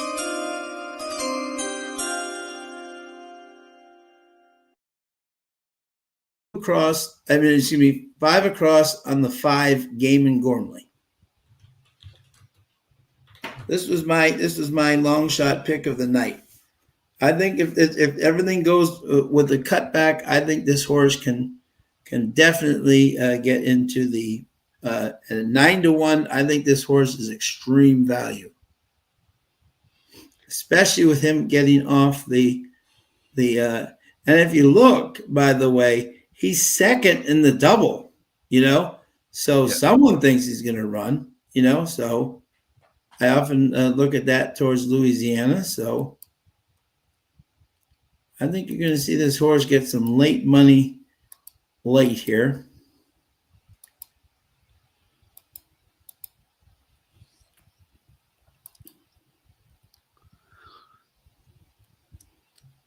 I think the pace dynamic of this race is a little bit interesting, Sean, because outside the 12, I don't see any speed.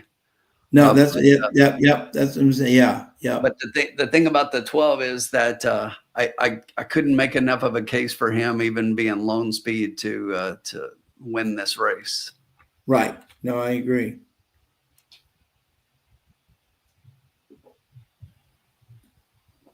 This is an interesting race for sure.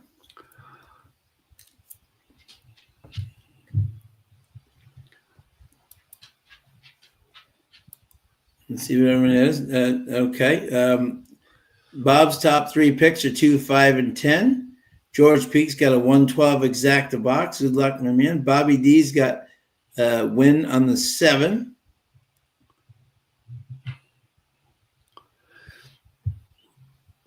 Yeah, Oscar Baby. Colin, yeah, tomorrow Oscar Baby's in there. He loves the 10 and the 12 and race 3 tomorrow. And the Oscar goes to? That's right, my boy. Oscar Performance. Showing them how it's done. As they head towards the gate. Now we're down to 7-1. A little value here. Getting a little bit of play late here. I expect that number to go down a little bit. We're making our way towards the gate.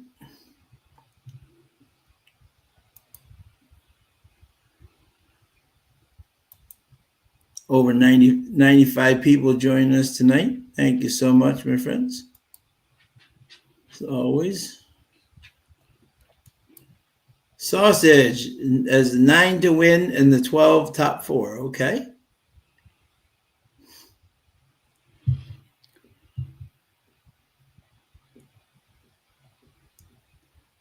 More Bob's top picks are 2, 5, and 10.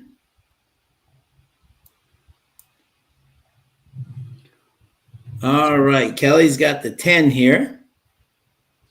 Raiden and Remy, 9-2. Andy Byers' pick is journalism, so I feel more comfortable playing him underneath knowing his track record on Derby winners. True story. All right, we're getting ready to go into the gate here. Let's see if this horse can get us a little bit of a game.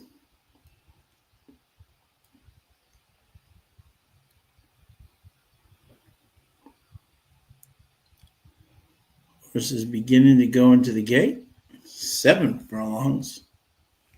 On a beautiful 82-degree night in Evangeline. The formula said he's got a 1 with the 2, 5, and 12. Good luck, formula.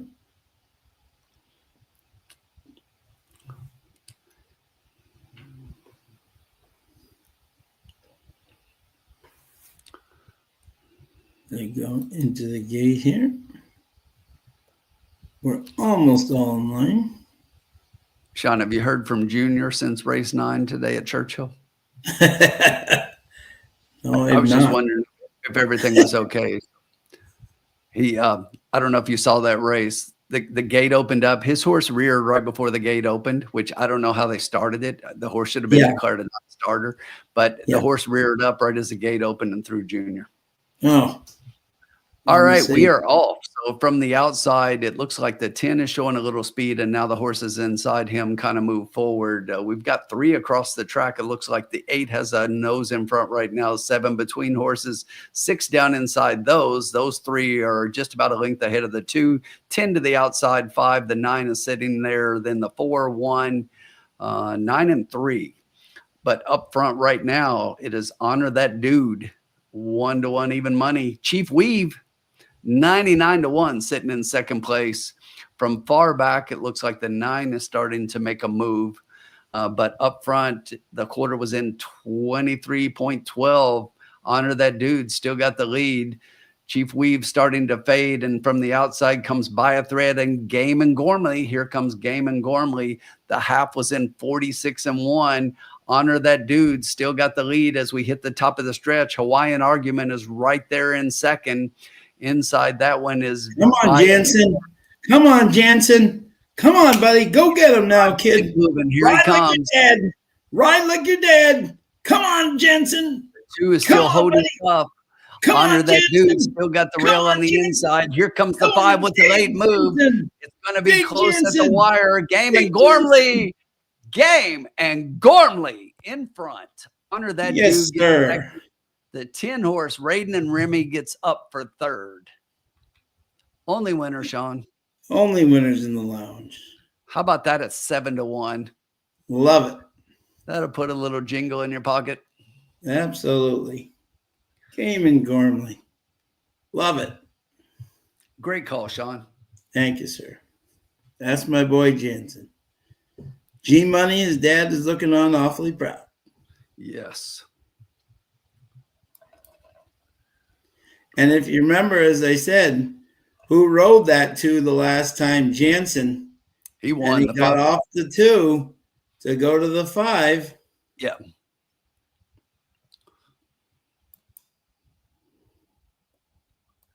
Well, I had the 2 and you had the 5, Sean. Yeah, you did. Ethan, we're at Evangeline Downs, my friend. Evangeline. Yeah. What's up, Mike? Mike Cusano joining us. Yeah. How are you, 5, Mike? 10, and 9. So the 10 horse did get up for 3rd. Raiden and Remy, the 9 Hawaiian Argument holds on for 4th.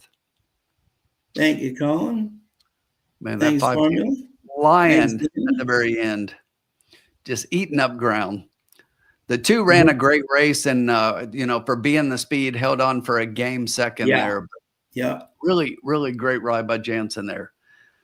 Irene, thanks for joining us. Irene checking in. Hi, Irene. How are you? Great to see you, my friend. Happy Derby Oaks weekend, my friend. Irene, let us know if you like anybody in either race. Jonathan Simpkins, thank you, my man. I almost thought him. Obviously, we're all geniuses. I almost thought they're doing an exact, with 2-5. And we're all geniuses afterwards. But I just didn't know with Jansen jumping off the 2. I thought maybe the exact. I just didn't know, But we'll take it. We'll take it. The exact is $46.20 for $2. Oh wow. Okay. Great. Yeah. But we'll take this.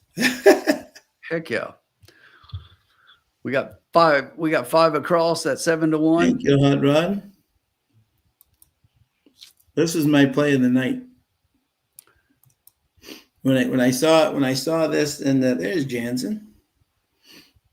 Looks just like Dad. Owned by Jason Guidry, for all those who know Mark Guidry. Yep. And the Louisiana Lightning, Ron Guidry, the pitcher for the Yankees. There we go, Sean. 1720. 1720, 580, and 360. And 360. So for 5 across the board, that'll be $66.50. Yep.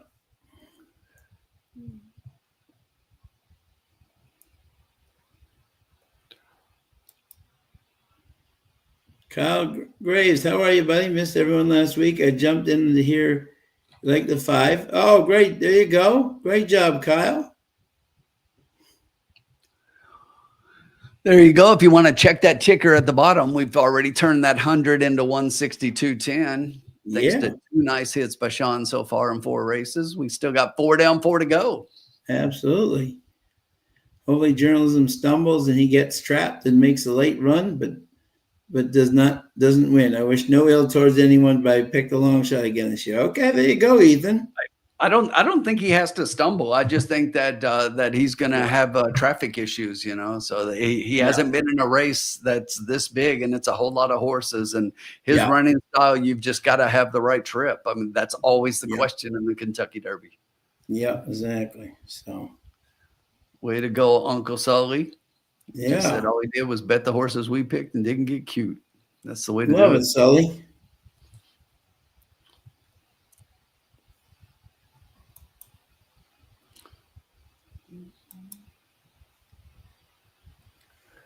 There we go. Thank you. I'll be right back in 1 minute, my man. Sure, no problem.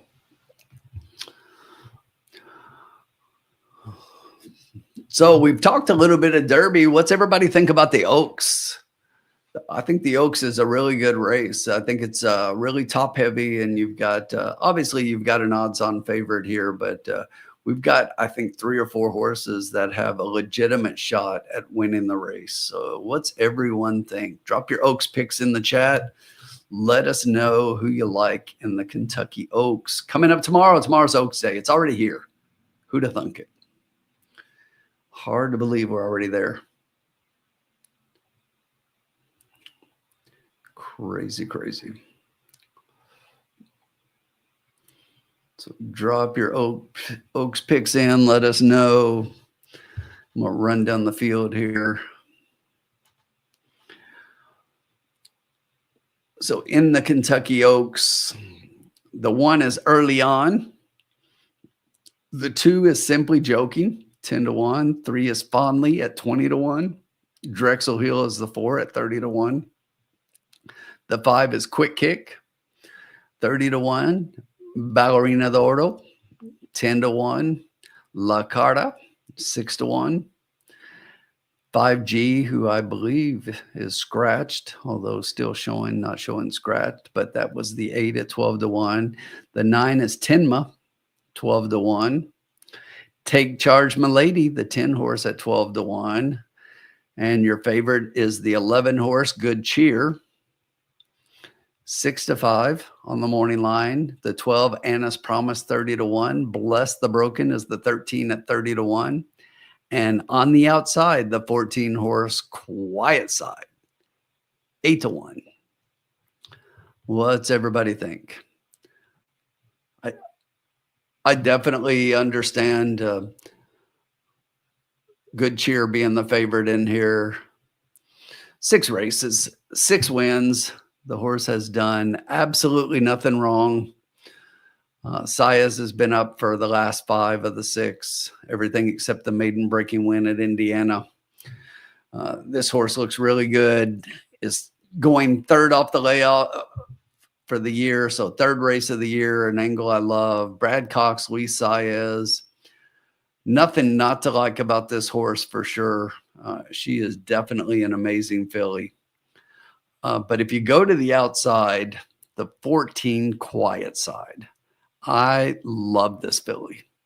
I just think that she's just got some real tactical speed sitting. If you look at her last couple of races, she sat just off of the leader in both of those last 2 races at Oakon, the Honeybee and the Fantasy, and made a move to win each of those races. John Ortiz trains, gets his cousin Jose to ride this horse. Really sharp bullets. This horse is working really well. Coming into the race in a great position, should get a good break from the outside and be able to find a good spot. Jose is riding lights out. He had 3 winners yesterday. I think he had 2 today. So really riding well, but I love Quiet Side a little bit. Good Cheer is a horse to beat, and it's going to be hard to beat. But I think Quiet Side has a really good shot. And then another horse I really like, I'll let my friend Sean talk about Take Charge Milady. Yeah, no, she's got a big chance, especially if it's muddy. And then I think she'll, the abscess is gone. And Kenny wouldn't have run her if he didn't think that foot wasn't right. And Brian, I saw Tim and I both saw Kenny McPeak after the race, and he told me, he said she ran huge. He said I really thought, and Brian Hernandez said if she was not blocked around that turn in the Ashland, he said he clearly beats Lacara. He said she was absolutely loaded. So I think this horse could definitely have a real chance, and especially if something percolates up the front, the mud won't take charge. That whole breeding loves mud. That won't have a problem at all, especially if that's a money track. Simply Joking is practical joke like the mud. So and that's definitely moves her up if it's money. She's her connections are doing a rain dance. So this is good. That could change that whole race complexion entirely if it's money. That should be a fascinating race. Yeah, the question for her is she's only had 1 race this year, Sean. So she's really lightly raced coming into it. She's scratched out of at least 1, if not 2 races so far this year.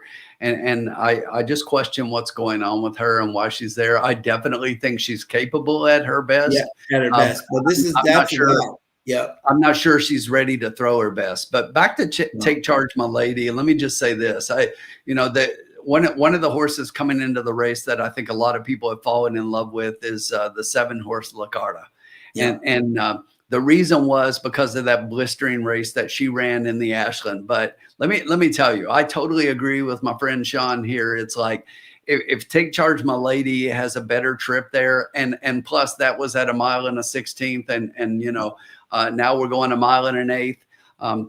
If either of those things happen, she gets a better trip, or we're running this distance, she wins that race. Yeah, and absolutely. I just think that how you've got, LaCara said in here at odds of 6-1, while Take Charge is 12-1. Yeah, I will take that all day. Yeah, absolutely. And twice tomorrow. Gatekeeper's asking Tim, how does LaCara do in mud? So, I mean, her figures are pretty good. When you look at her Tomlinson figure, it says she should do pretty well. She's a street sense out of a Bernardini mare. But so far, she's only had one race on a wet track. And in that particular race, she did not hit the board. So Yeah. that was her first race, though, maiden special weight. So that was at Churchill Downs, though. So maybe she doesn't like the slop at Churchill, although she did come back in the very next race and almost wire the field also at Churchill. Those were sprints, though, 5 furlongs, but just didn't look like she liked the slop at all, because she comes back on a fast track and she's a completely different horse. So despite the Tomlinson figures, it makes me wonder whether or not she likes the slop at Churchill. That first race makes me kind of wonder a little bit. Yeah, and we've been joined by the mayor of Turfway.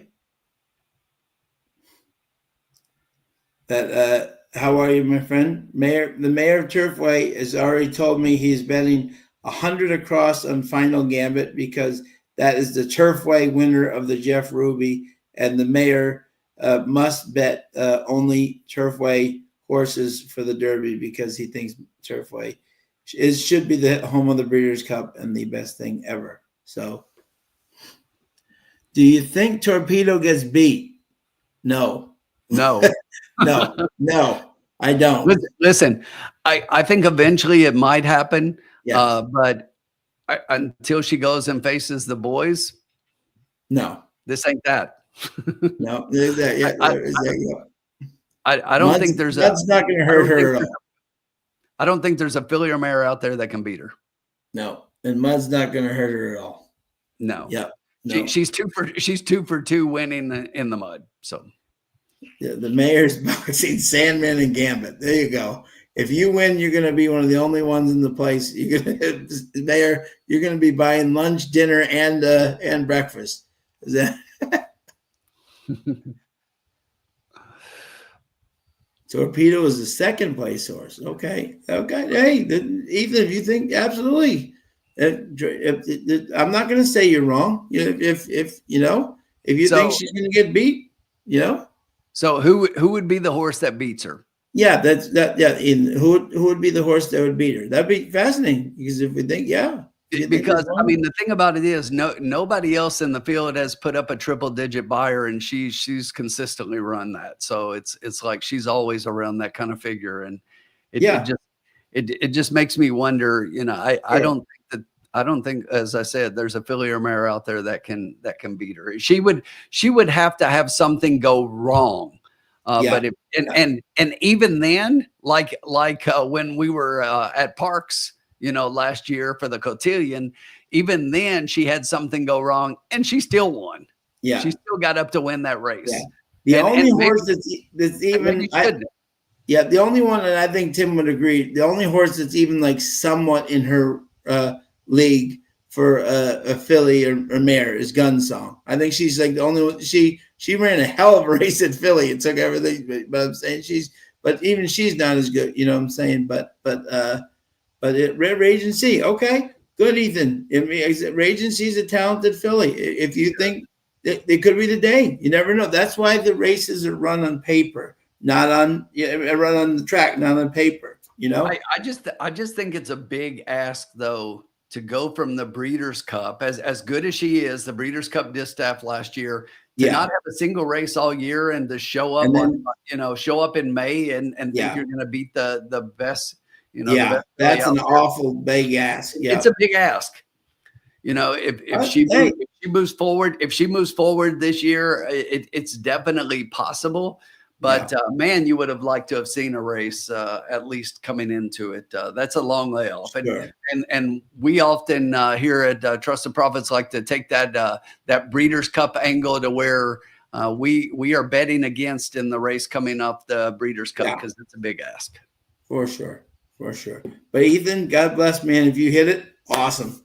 Fantastic. Look, lobbying is great, but you can't fault anything that BJ has done. Yeah, BJ, and by the way, BJ is the reigning Derby champion, so and Oaks champion. And Oaks champion. So exactly. So right now, nobody's hotter than BJ right now. And by the way, put a perfect ride today on Hurricane Birdie. So he's already into his Churchill form, you know. Yep, I agree, Kate Keeper. Yeah, if she's unmounted, then she loses. That's the only way she loses. Yeah. But hey, that's why. But Ethan, that's what's great about horse racing, man. If you get it, man, you're going to be you will be cashing.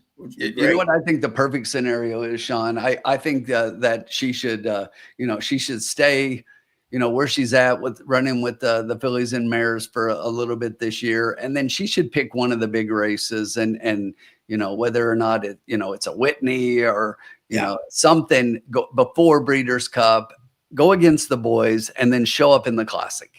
I love it. There you go. All right, so we have 4 minutes to go here, Tim, at race 5 in Evangeline here. Let me see what we're doing here. And they're still in the paddock here. Well, Tim, I wonder who they think is going to win this race here. Yeah, and I totally agree with them. And to me, this was the standout of the night. I hate to say it's my best bet. It's not sexy, but this horse was a standout to me as far as all the races tonight. Yeah, exactly. And I'm not gonna upset the apple cart at all here. I was absolutely the way that this race is being bet. I was 4. Then I was 2, then I was 5. There's not much, in terms of like that's the way the doubles are reading. That's the way I had it 1, 2, 3.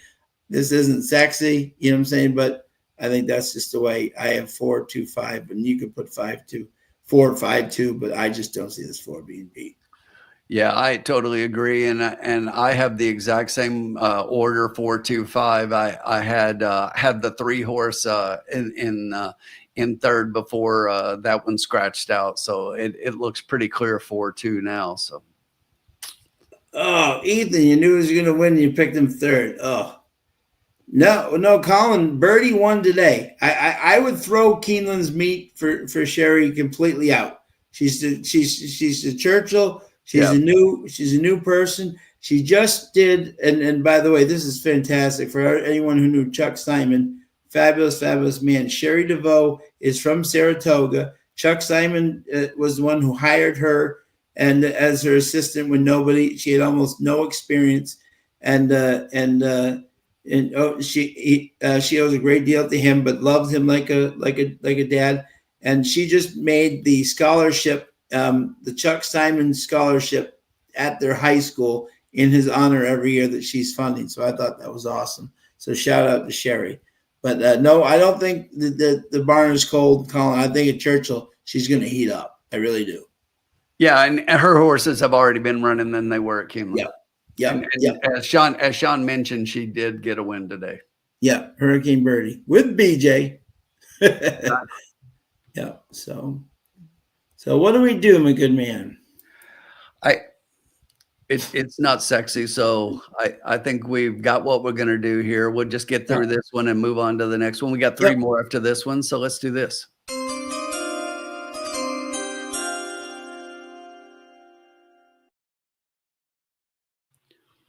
We're just going to bet a $10 straight exacta 4-2. There you go. Yep. And actually, it's paying 4-1, Sean. So yeah, that's that. Amen. Yep.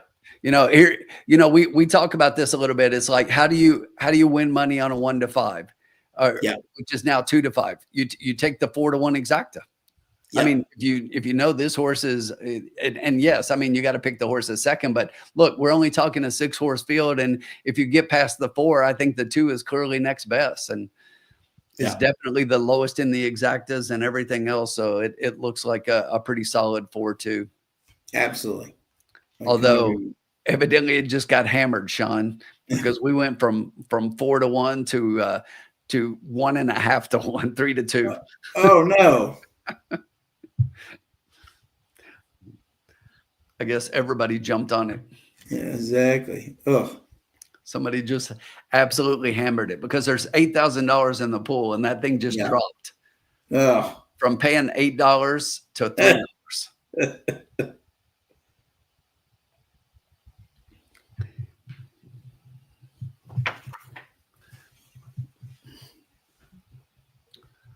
We're moving the needle, Tim. We'll spend our money in the races to come where I think it can be better spent. Yeah. We're moving the needle. That's exactly what it is, Sean. Exactly what it is. So we have, they're making their way towards the starting gate. You could almost go 4-2 all in the try and hope that you get a long shot underneath. Yeah. I advised him my futures for the Preakness, but now that he's running the Derby, I think I need to reconsider. Yeah. But I don't know if Baeza will make it to the Preakness. And I don't mean that meanly. I think they're going to give him a chance in this race and then probably hold off until the Belmont and Saratoga because he is a young horse. Derby 153 is a big year. Okay, there you go. Love it. Okay. Yep, absolutely. Yeah, but that I have 3 future bets. I have what do I have? I have Sovereignty at 20-1. I have Burnham Square at 17-1 and Sandman at 16-1. I think my first 2 are the ones I think are the most legit. Sandman. I mean, as Tim said, I think he'll be the biggest overlay possibly in Derby history. But am I throwing him out? I wouldn't, especially if it's muddy. I wouldn't throw him out. You know what I'm saying? Underlay. Sorry, yeah. Exactly. Underlay. If it's muddy, I wouldn't throw him out. But I'm saying, and even if it's fast, I wouldn't throw him out. You know what I'm saying? He's not a throw out. You know what I'm saying? But he definitely has his work. I think the other 2, I'm feeling a little bit more. Yeah. Yep. I'm hoping, Irene. I'm hoping my boy Junior to see him win the. It would be amazing. Let me see here. By the way, let me try to get an update here. George, is that an exacta or a try? Yeah, 4 was a 2-5. Good luck, George.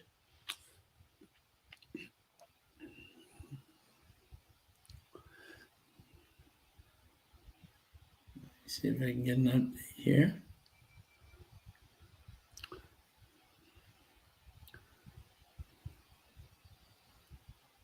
Fun fact, my name is Jaeger. Oh, there you go, Jen. Well, Jim, we don't have an ocho, so I guess you can bet a cuatro. Because Jen, 2 cuatros make an ocho. Yeah, exactly. Yeah. All right. We are off from the inside. The 1 horse is going to take out to the lead. Outside the 3 wide is going to be the 8. In between horses, the 4. The 5 sitting a length back into 4th. That's another 2 lengths back to the 2. And the 6 currently trails the field. Up front, though, it's going neck and neck with the 4 and the 7. Quick Zong, 11-1 on the outside, has a nose in front of the 1-9 Jaeger. It's another length and a half back to Tap on By. The quarter was in 22-2. BD Primary Hours, the 5 horse, starting to make a little bit of move as we hit the top of the stretch, and Quick Zong puts a nose in front of Jaeger. So here comes Jaeger back on the inside now, but the momentum of the 1 horse just blows by the 4. And the 4 has got work to do. If he's going to win, it's going to be the 1 horse. 40. Wow. 1-4. Look at that. Flying by. Flying by. Tap on By, just goes on by. Jaeger. Look Go at that. Capo at 53-1 gets up for third. Wow. Tap on by the Tap on Tapature. Shocking the field there. Wow. Is it me or is every exacta paying $42 tonight? Is that funny? Is that funny? Like every exacta paid $42 and $44? I think how about tap on by? Yeah, wow. Just Johnny Noah Jr. and Julio Ramirez Jr., the juniors, taking the 4 Jaeger to school. I bet the pick 5 and pick 6 is down there. Just there's a lot of burning tickets down there.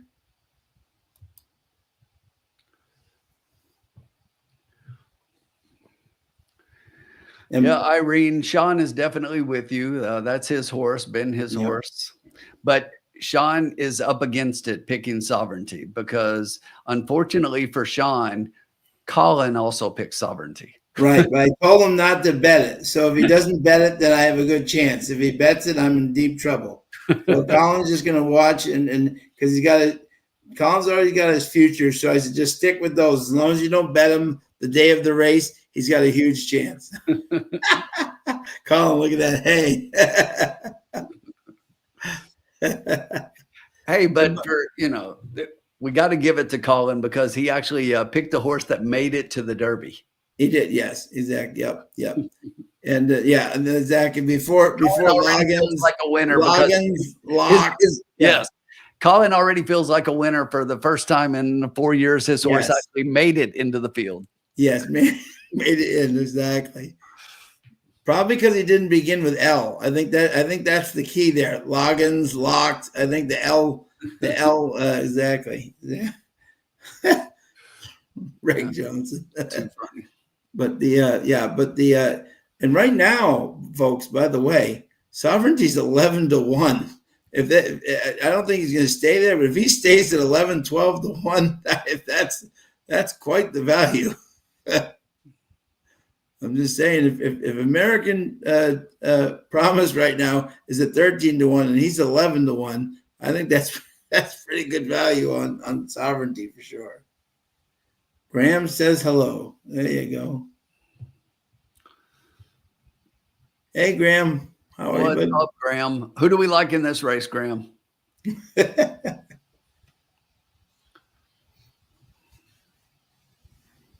what is that? Yeah, let's see. That is official. Look at that. Yeah. $42 exacta. $62, a $52.50 try. The 10-cent super, 30.33. The daily double, $216.60. And the pick 3, 50-cent, $207 for 50 cents. The pick 4, $1,088 for 50 cents. And the pick 5 was 5 of 5 for $3,077. So if you hit any of those, you're buying dinner for everybody tonight. For sure. That's amazing.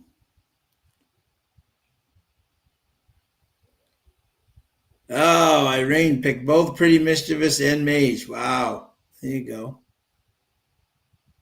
He says 6. Okay. Like it, Grammy. All right. So we move on to race number 6. And this is an interesting one, Tim, here, because this is a maiden special weight race, I believe, isn't it? Or am I right? No, let me see here. Maybe it is. It is, yes. Race 6 here. On the books, 5.5 furlongs. Maiden special weight. Accredited Louisiana breds. 3-year-olds and up. The 3-year-olds get 121. The older horses get 124. And we have a Turfway shipper coming in, and with Timmy Thornton for Michelle Lovell, who is right now your 2-1 favorite. But Clearly Majestic is also 2-1, and Housequake is 5-2. So we have an interesting field here for sure, Tim. Yeah, it's definitely shaping up to be that.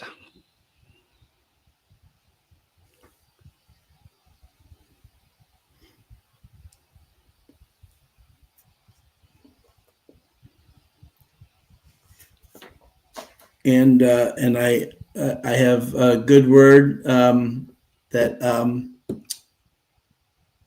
Junior Alvarado is fine.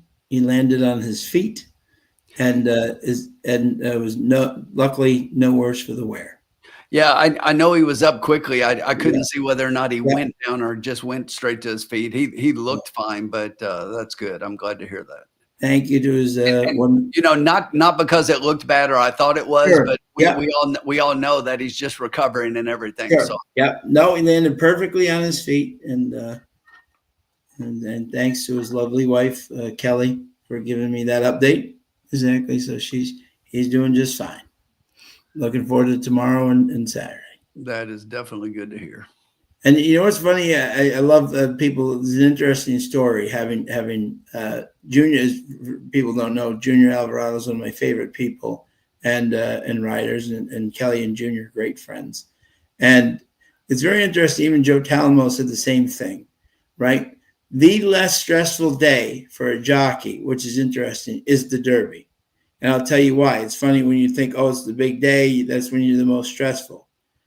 The biggest, less stressful day is the Derby day when you get there because your horse has made it, which means there's more stress on a jockey and a trainer getting the horse to that day healthy, as we've seen, with the scratches, as Tim said, with the scratches and everything, and and and that's such a key thing. So the day of the Derby, the jockey can actually take a bit of a sigh of relief, and because they've made it to that day, the horse is going to run. Exactly. Now, obviously, when you got the butterflies, when you hear my old Kentucky home, every jockey says no matter how many they've won. Mike Smith even says every time he's in that paddock in the post parade, he gets butterflies.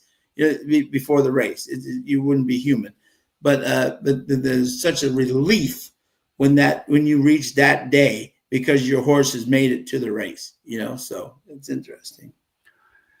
Yeah, How that much? is interesting to hear. You'd think there's a lot of pressure on some of these guys to win. So Yeah, exactly. But they say it's actually a relief when they get to the day because that means their horse has actually made it to the race, which is exactly. Rick Johnson, how much weight do you put on weights?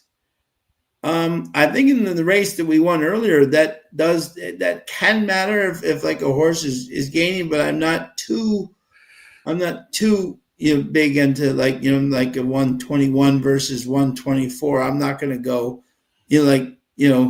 crazy. How about you, Tim? yeah, I don't.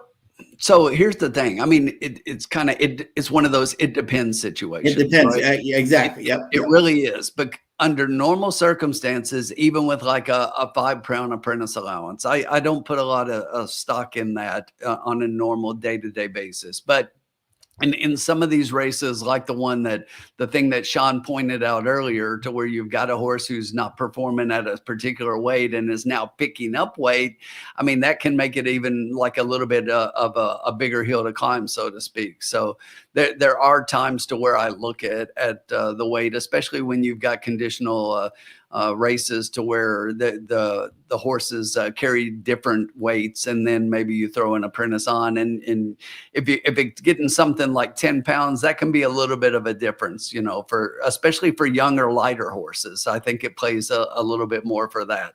When you get your bigger, stronger horses, it's not a big factor for me. No, exactly. Yeah. But Sean, in this race, I think the 1 and the 6 are definitely legitimate favorites in here. It's going to be hard to beat them. It looks like a pretty solid exacta in here, but I like the 6 a little bit more than the 1. The 6 has only got 1 race. But came from further back, had to close, which has been pretty good tonight. That was closing up in a 6 furlong and still didn't get there, was still a half a length short. So the 5.5 maybe isn't the best distance. The thing about the Turfway shipper, while this one is a 9-race maiden, which I really hate to see when they start getting into double-digit races and they're still a maiden.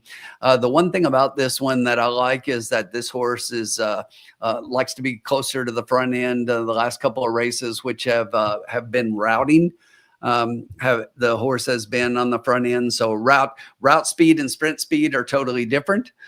So that doesn't necessarily translate exactly. Has not run this distance. The shortest the horse has run has been 6 furlongs so far. So that's an interesting factor right there. So when I'm looking at something like that, I like to look at the first timers. And I think we've got a legitimate first timer with the 7 Housequake, a Star Guitar out of a mare that basically has not put a runner on the track yet. So this is going to be her first. But I like the times. I like the works leading up to this race. So I think that this horse has legitimate speed. That 9 April 4 furlong bullet workout, best of 25 for the day, says so.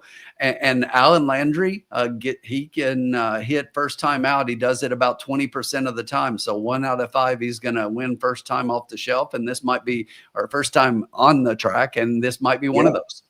Yep, absolutely. So I definitely I get the 1 and 6, but I would almost think a wager something like Kian the 7 with the 1 and 6, something like that, to try to get the 7 in there. After that, I do like the 10 a little bit as well. This is one that in the last 5.5 first race did show early speed and then kind of faded. So looks to improve off of that this second time out. So the 10 could definitely be one that's showing early speed from the outside post. Yeah. And one thing that I will mention when you're looking at maidens, a lot of times being on the outside, if you've got speed, is a little bit better because they don't have a lot of experience and don't necessarily like being between horses or inside. Yeah, exactly. Yeah. And then exactly. Yeah. Interesting. The 1 is 2 to 1.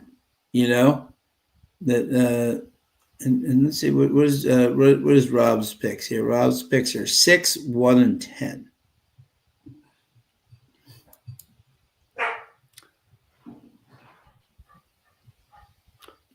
He doesn't like the first time starter. Yeah.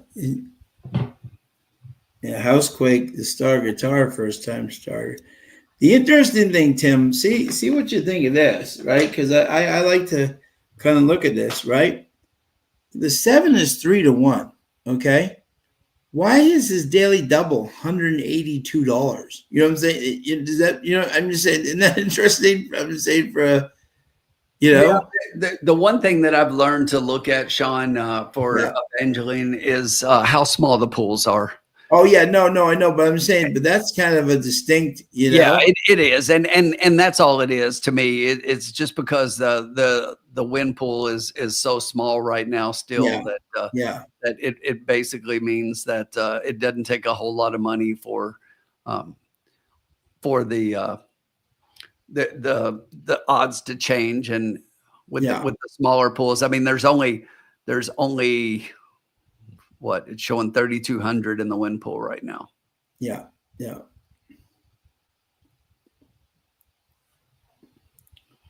me see. Yeah, I mean, this is Sean. Yeah, Sean, pull up the win pools in your ADW. Okay, the win pool. Okay, the win pools. Okay, yep. Does it show any win money on the horses or just the total? Just the total. Yeah, it's weird, isn't it? Yeah, very weird. Oh no, I got it now. The win pools is there's 1,049 on the 1. There's actually more money on the 6 than the 1 right now. Interesting. The 6 is now 8 to 5 in the 1, but the 6 only by $11. But there's more to place on the 6 than there is on the 1. And the 1 has a little bit of advantage on the show pool. Yeah, that's really weird though, because mine showed all zeros and my place in show showed it. And then right after you said it, mine all popped up as well. Huh, weird. But for a second there, they were not even there. Yeah, it showed, and now it's doing it again. It shows all zeros. Weird. Okay. Yeah, they're canceling all the bets. But it shows there's 35-47 in the pool, but none of it's on any of the horses. Yeah, exactly. So really weird. Exactly. And now it's back. Now here's an interesting thing. I'll give some people some interesting little feedback here. Okay, you could, and here's where when you try to put together a bet here. Ethan's got 6-1-7-10. George got 1-6-7. Kyle's got exactly key box 6 with a 1-2-7-10. Threw the 2 in because there's a sub Metallica. There you go. We had them earlier. Fantastic show, Kyle. Awesome. And Bobby D's got the 1-4-3. Good luck, my friend. Wait, what did you say? He threw the 2 in because of what? Because he saw Metallica in Syracuse. There you go. Yeah. Dead pet alarm for Kyle. Dead pet alarm. Exactly. So, but here's our dilemma if you want to. So if I said to us tonight, right? I do $2 Zach the box 167. Okay. Here's our problem. We're spending $12. Yeah. The 1-6 pays $5 for $1. Exactly. That means you're not making anything. You know what I'm saying? So you're trying exactly. So, I mean, you would almost have to key the 7 with the 1-6 up and down. Key box to the 7 with the 1-6, and that way hope that the 7 is in the first or second position with one of those. Because if it's just 1 and 6, I mean, you might as well just hammer that one and try to make a little bit of money. So Tim, you can hit the button. I have my bet. I think this is a good bet. All right. Let's do it. I was moving things around.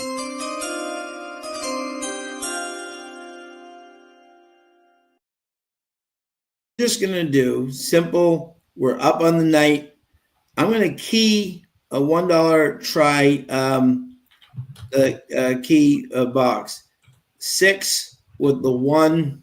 The 6 has to be in the exactly 6 with the 1-7-10.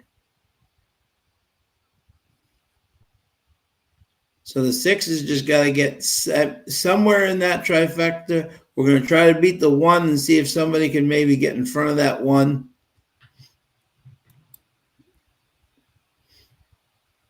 And that's $12, correct?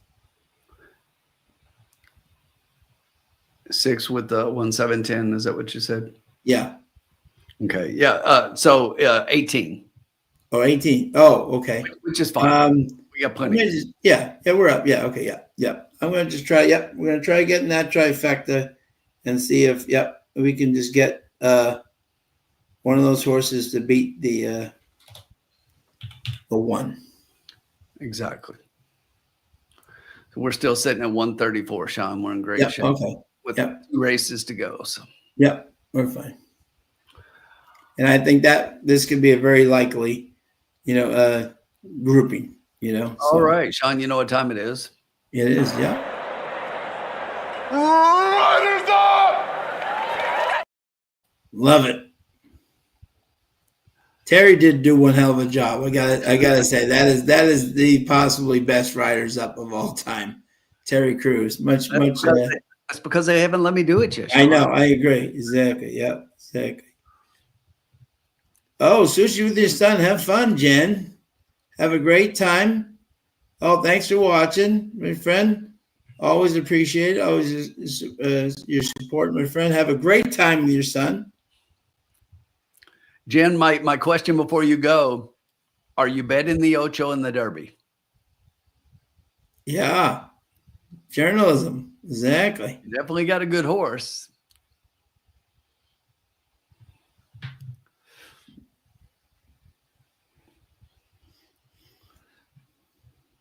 Bobby D's got exactly box 310 here. Well, yeah. Oh, yeah. There you go. How stupid am I? But I've got some other ideas too. Okay. There you go. As long as you got it, as long as you got your Ocho in there. Yeah. Look right next door to the 8 and add the 9. 167 and a shot. There you go, George. I like it. And we're on the track now with 3 minutes to post.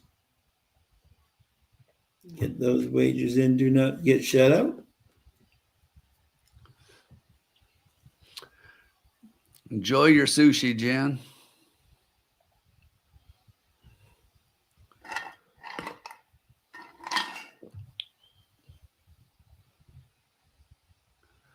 But back to the thing that Jen just said, if you haven't taken a look at the video, if you're still making your way through the Derby field, I recommend take a look at the roundtable discussion that Sean and I did with the formula last night. Yeah. We went through the field horse by horse and gave our opinions. So definitely some really good ones.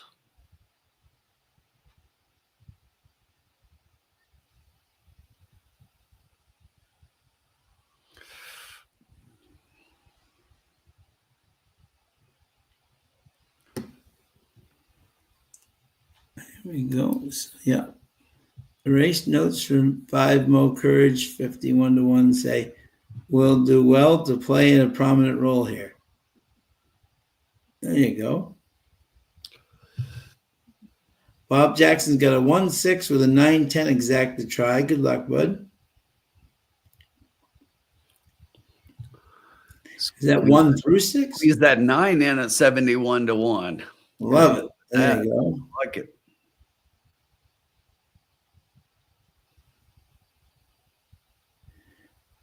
So Ethan, I can try to help explain this for you. The keys, if you have a favorite that maybe the exact are like 1-6, as we said, is paying $5 for $1. So you're really not going to make money if you're trying to in this situation. What you're trying to do is get the keys and you're trying to get that horse in the money, but at the same time get one of your people to beat it, which will help play your odds, you know what I'm saying, and to help increase your thing, and that's how you kind of maximize your winnings if you can, because if I box the 167 and that's $12 and the exacta pays 10, I've lost 2. So exactly. So. And exactly. So to do that, and then the other way is $7, and then you've just bet 12 to win 14, which is made to mean you won $2. So it's not. That's why the boxes and the exactly. But Ethan, if you're comfortable just betting the outcome and you're doing well, stick with that. Exactly. Yep. Yeah, I will tell you that key box is not something that I play a lot, but it can be valuable, and you play it in the right positions. And I'm typically more of a key person to where I'm gonna bet. I'm gonna take my opinion. I typically have a strong one.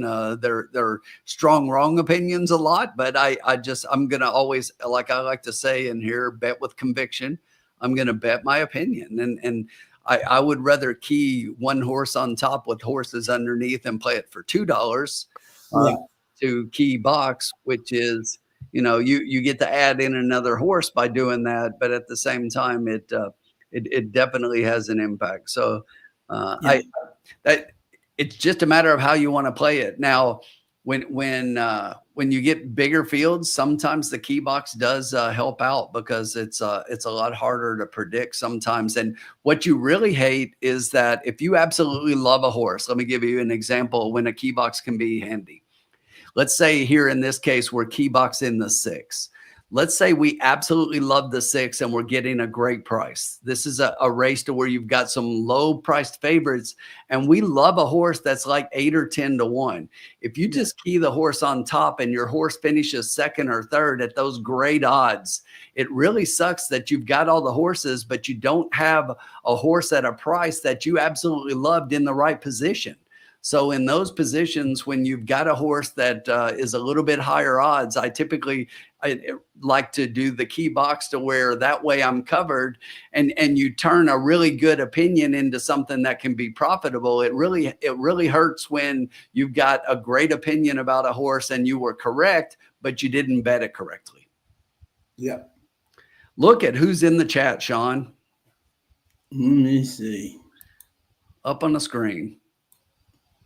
Look at this. Hey, Rob. How are you, my man? Doing great as always, sir. So appreciate you stopping by. This is the great announcer, folks. Rob Tool Time.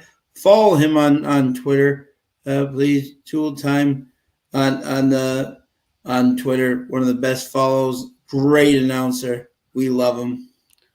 We do. And look, the horses are loading into the gate. The man's getting ready to call a race, and he drops in the chat to say hello.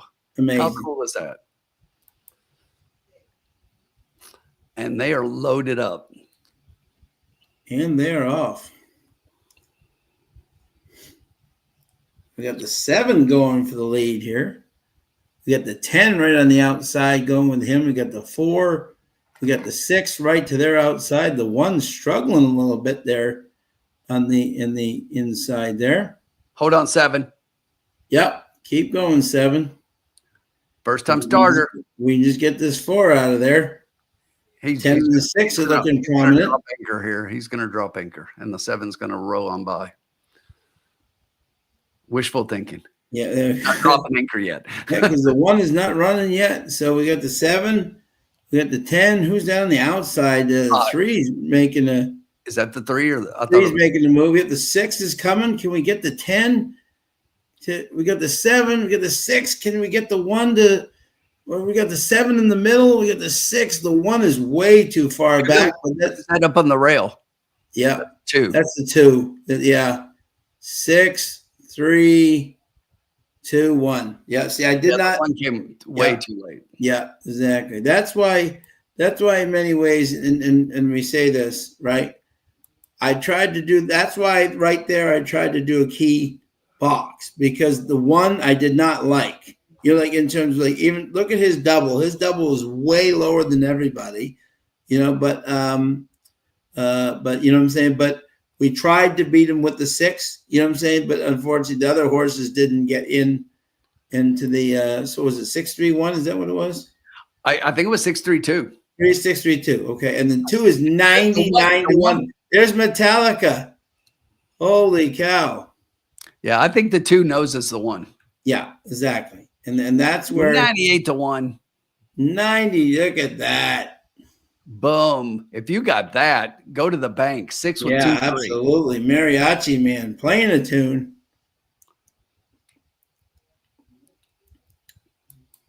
But what is that, yeah. And not only do you get those odds, but you've got the 1 to 2 favorite off the board.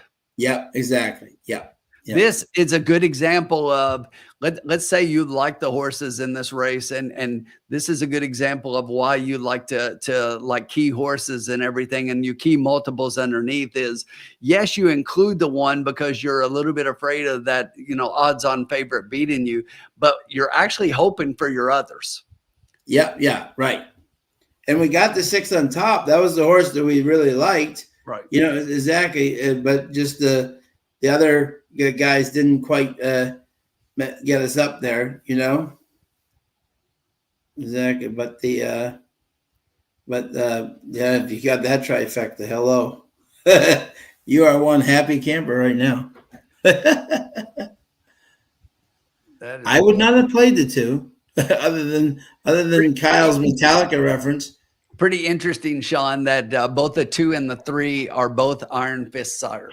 Yeah, exactly. Who was a big New Orleans sire? Kyle. Oh my God, dead. Oh, you almost got there, Kyle. Way to include him though. 99-1 off a 15-1 morning line, and this is going to pay stacks. If you got this one, you are one happy camper.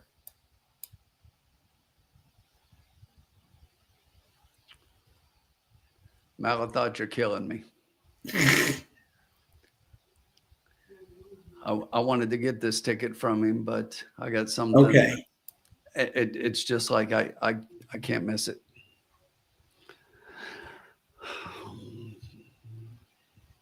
Oh, you're killing me. Oh, he would join you in a second. Wait. When we get a sex, what is going on, Formula? Formula doing now? Oh yeah. In our chat, can you drop us? I did. Yeah. When you get a sex, exactly. Is Jessica Alba in the room?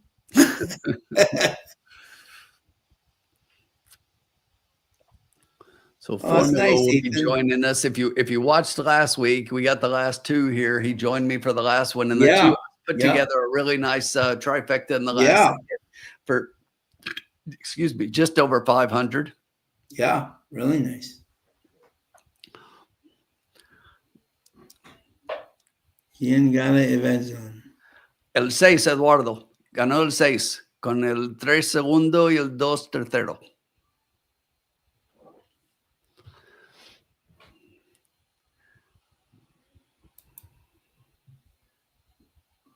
The one, taking a lot of.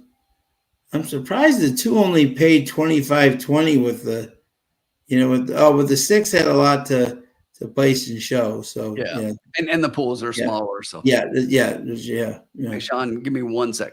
Yeah, no problem. Yeah. So the bet was still less than a half pint of Thunderbird. Oh.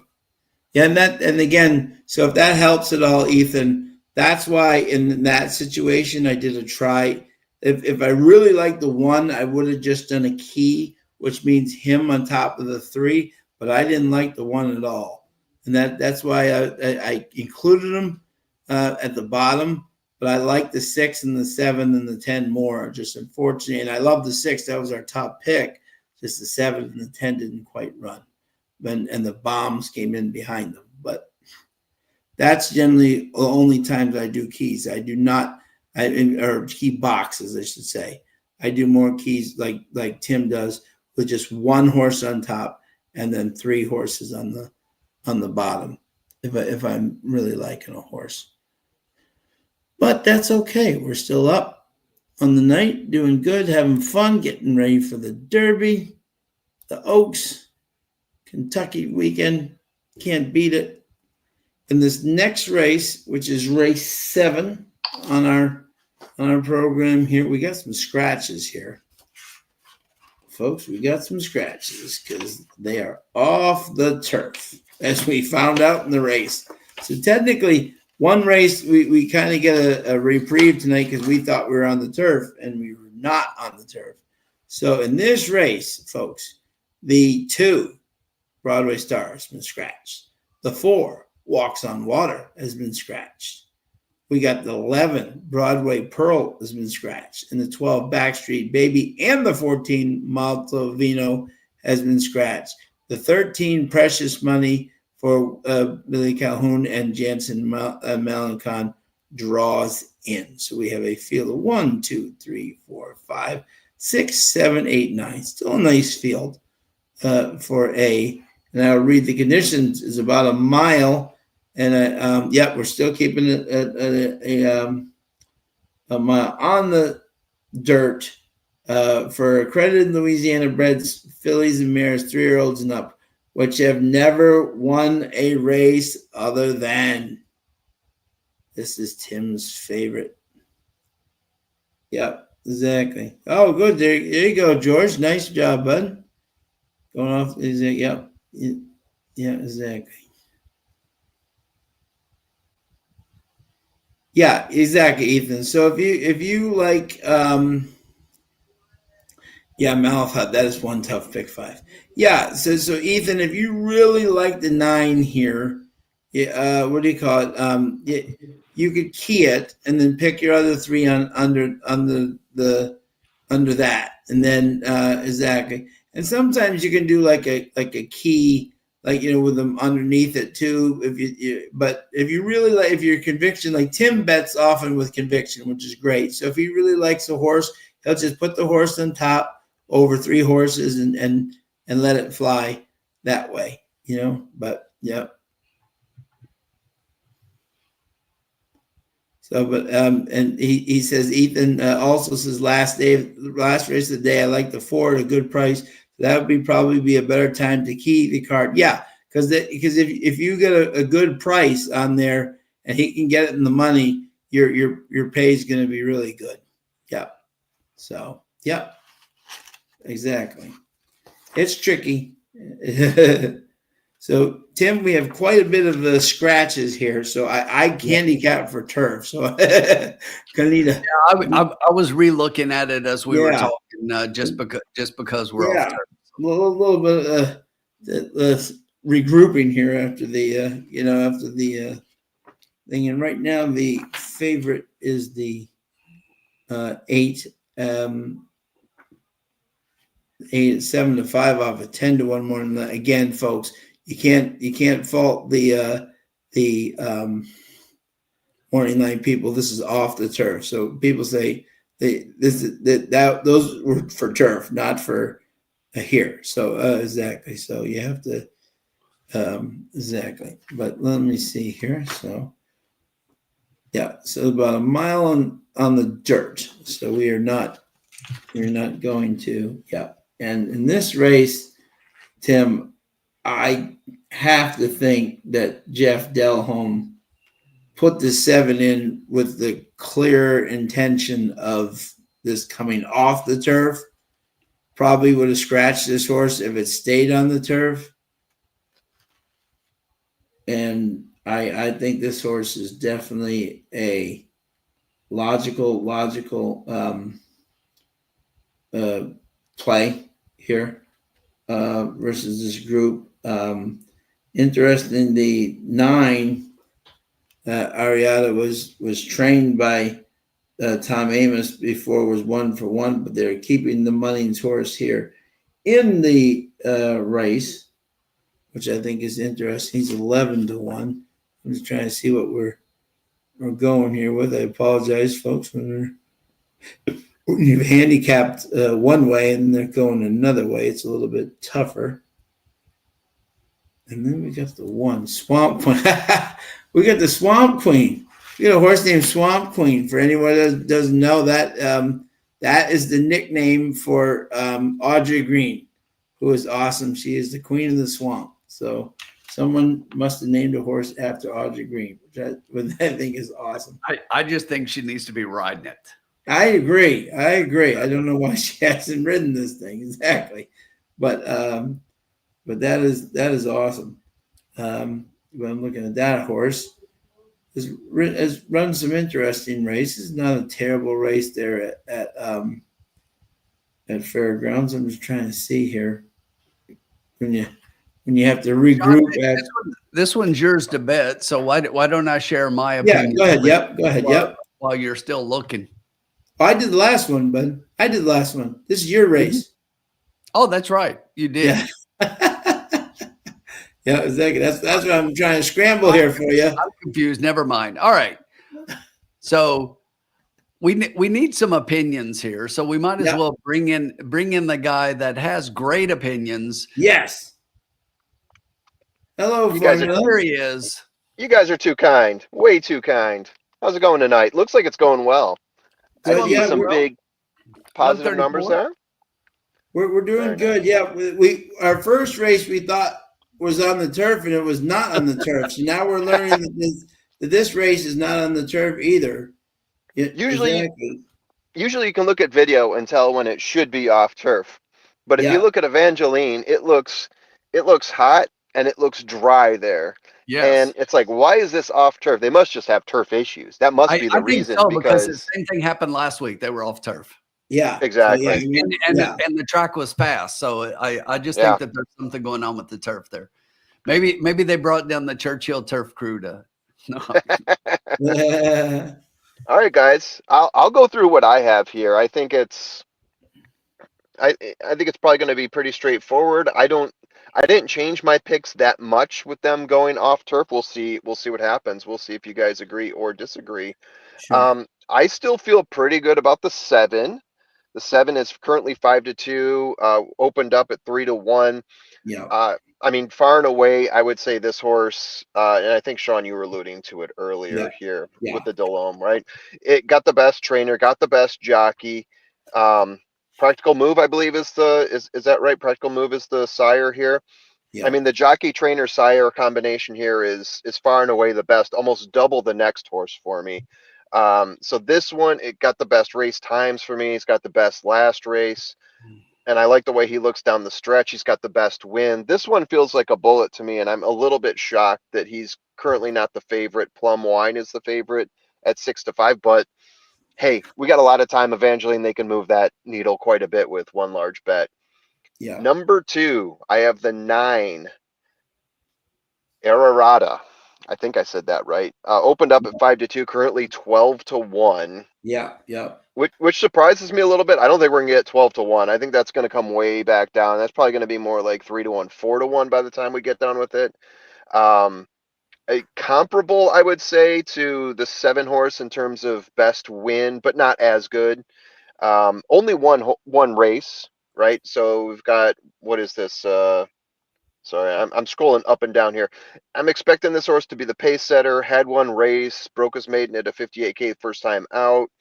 Yeah, I'm gonna throw that horse in there.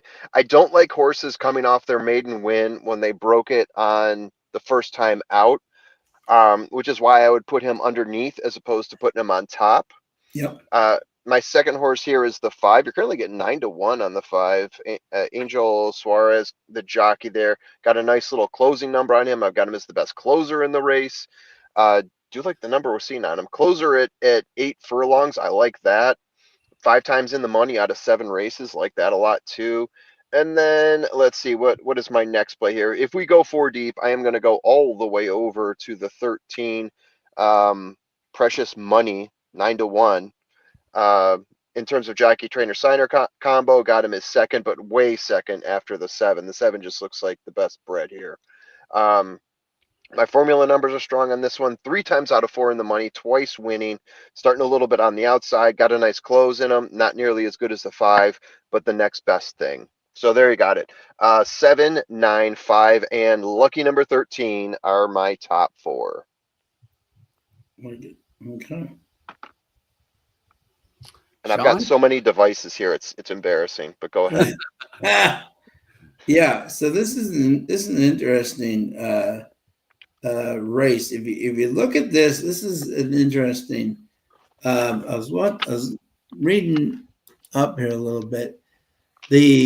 Obviously I think the 7's connections, yeah, and that's Jeff Delhomme, and formerly you'd remember Jake Delhomme, the quarterback for the Carolina Panthers. That's who owns this. Can't forget him. That's his brother Jeff. Yep. And and they've already had one favorite today go down in the first race. So the Delhomme barn is struggling a little bit, but this horse definitely looks like he was put in here with the intention that the race would come off. So you definitely have to like him. Interesting, the 8 Plum Wine is the second choice here, and this horse has run 2 solid races. Ran a very good race on the dirt last time, non-winners of no match for the top 2, but was closing. So obviously you have to figure that he's going to like that.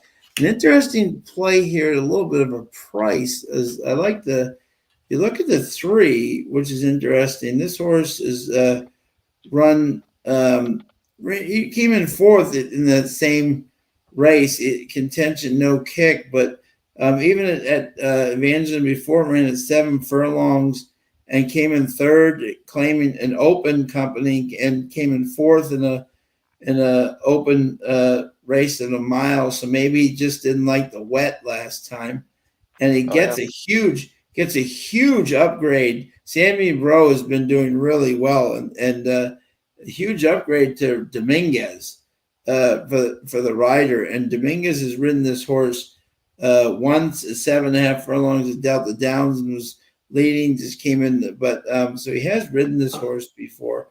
So I thought that 3 was interesting in a price.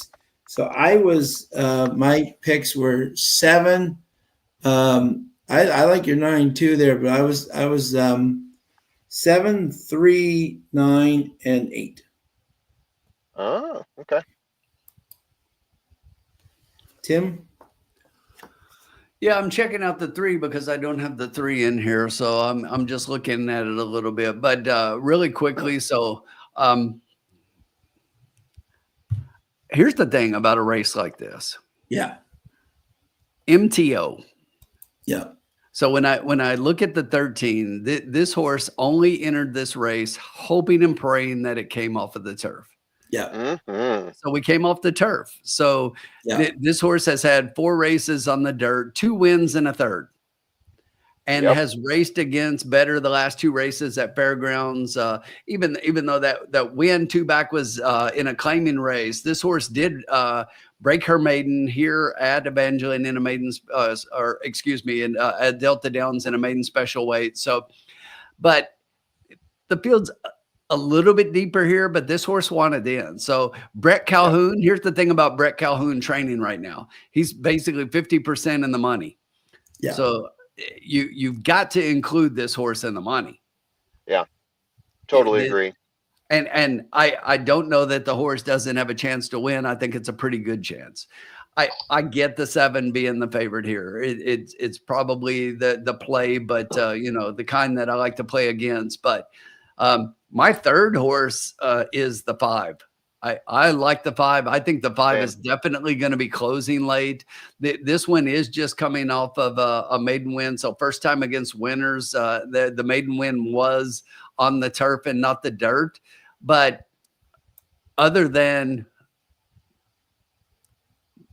that win, when you take that out and you're looking at the field, everybody's like a non-winner, one other than this horse has had 4 races on the dirt and 2 seconds and a third. So I think it has to be included as a part underneath. So it's definitely a horse that I want to include. And then the 9 would be my next one. I'm a little bit confused right now that the 9 had floated up quite a bit, but even more confusing to me right now, I'm looking at the 8 on the track as they're showing the 8 a little bit.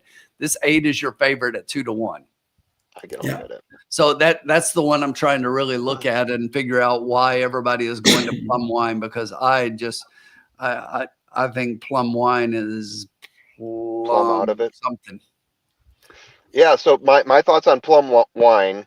Going back to the 5, I have the 5 as being the top horse at Evangeline. So of all the races he's run there, he's got the best numbers of the pack. My number 2 horse there, though, is Plum Wine. But again, he's the horse that's furthest off the pace, and I really don't have good closing numbers on him at all. There's a few pace forward horses here. We talked about the 3. We talked about the 7 and the 9. Those are horses that are going to go to the front. But if we're going to talk about closers coming in and taking advantage of a few early speed horses, I definitely have the 5, and I definitely have the 13 higher. I mean, and Sean's 3, I kind of like the 3 as well. That would probably be my 5th choice if we're going to go that deep. I do like 7 times in the money. Sits close to the pace, but does fade.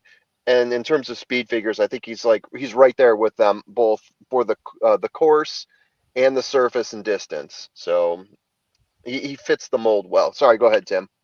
No, you're fine. And I was just saying that the thing about the Plum Wine is I get it based on a class perspective. The horse is running a couple of stakes races but hasn't done anything in them, and now is getting, dropping back down to a level to where the last race, even at this level, wasn't that great. So I'm still trying to find out why off a 10-1 morning line, and the morning line was set at turf, but even against this field, as we move to dirt, I still don't get it. Let me take one quick look at Will Pays and see the Will Pays. This is going to change. The Will Pays are nowhere close. This horse is next to last in the Will Pays.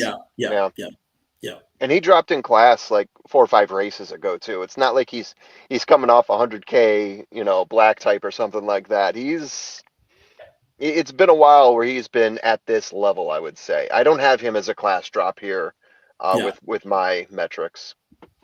I get why you would say he would be, and right, and I get that being probably some of the consideration. It just didn't throw a trigger for me. All right, so let's do this. Are we ready?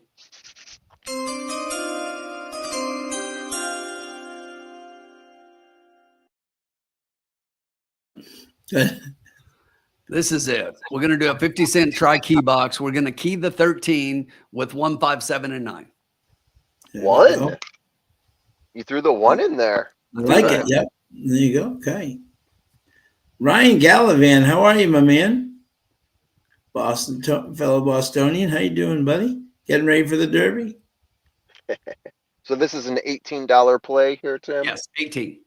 Excellent. I mean, we get that 13 in there, currently at 7-1. That's going to pay back. Yep, absolutely.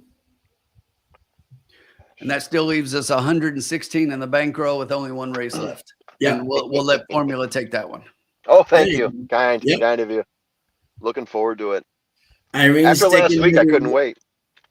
Irene's Dan H got exactly key box 1 with the 5-9. Irene's sticking with her win play show on the 10. Good luck, Irene.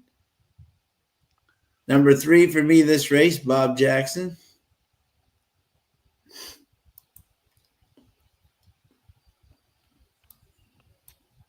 Seven's now bet down to 8-5. I don't think that's a shock at all. No, it's really not. I think this connection is clearly we're looking to get. I mean, the 7 makes most sense, but it's my usual perspective. We've got the 7 included because you have. No, yeah, no, absolutely. We hope the 7 is out. Yep. Oh, yeah. Yep. Yeah. 13 currently down to 6-1. Public is listening to Tim. Plum wine up to 3-1, getting closer. I just love the MTO angle. I think it's underappreciated. When you go to the trouble of entering a race, only hoping that it comes off the track and doing, going through everything, to just hoping that it comes off of the turf, should I say? Yeah. Yeah, totally. I mean, it makes complete sense. Complete sense. I'll tell you who's the master of the MTO. Nobody better. Linda Rice. If Linda Rice has an MTO, you bet it. Yeah. Go to the window. Yep. But they don't go off. They don't go off turf very often at Aqueduct, though. She knows how to do that, and I'm telling you, she gets her horses in those races in the right spots all the time and cashes checks. Oh yeah. That's a smart move. Well, one's a little restless in the gate here. Gonna have to check him out. It's a smart move because if you think about it, right, all these horses in front of you, all 12 other horses, if you're number 13, are thinking, okay, I'm getting ready for a turf race. And you got your horse thinking, okay, I'm ready for a dirt race. And then if you get entered in, all of a sudden your horse is geared up for the right race, and all these other horses, you're just hoping that they can bounce back and forth between the two flawlessly, but not always the case. We may have a late scratch here, folks. We may have a late scratch. If it's one of ours, I say we go with the 3 to add in.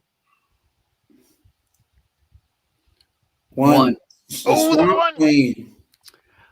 All right, so we're bet down to 3-1 too. We're going to change it to the 3. So we'll do it here. Let me change it up.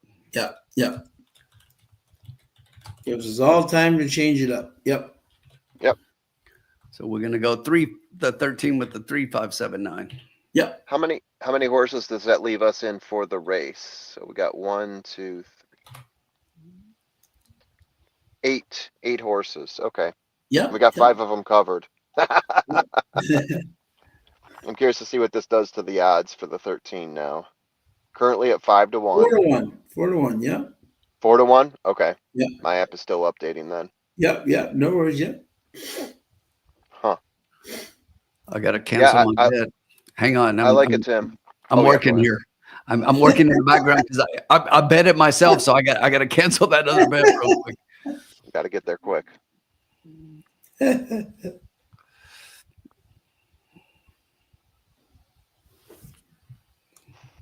All right.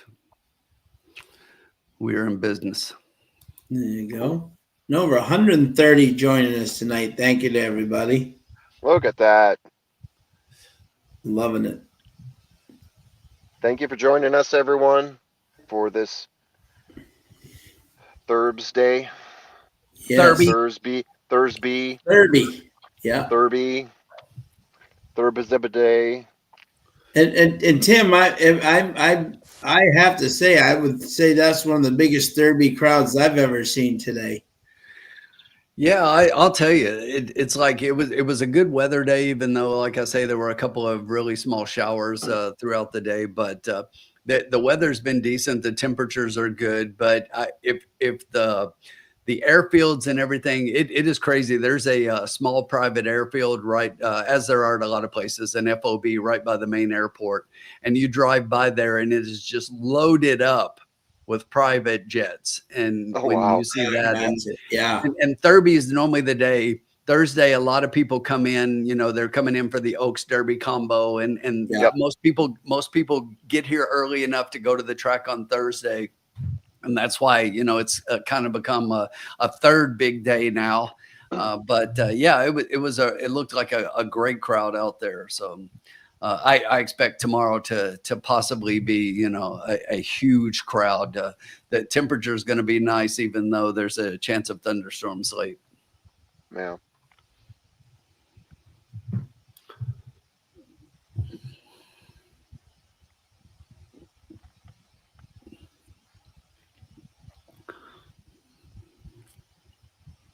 All right, so we're just waiting for these guys to load up the gates again.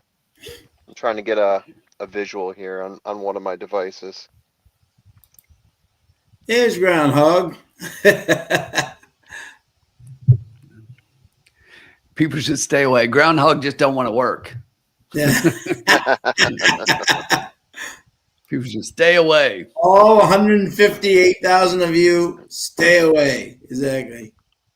We got to change the our banner here to take out the 1 and put in the 3, by the way. Yeah. Oh, I added it in. I just didn't click the banner. So yes, there we go. I mean, for the comments. We've got the Late comments. scratch of the Swamp Queen.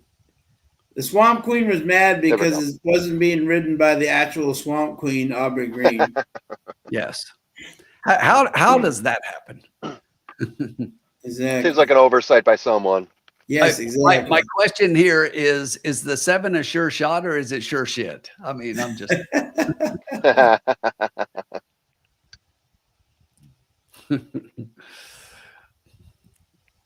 There goes the 9.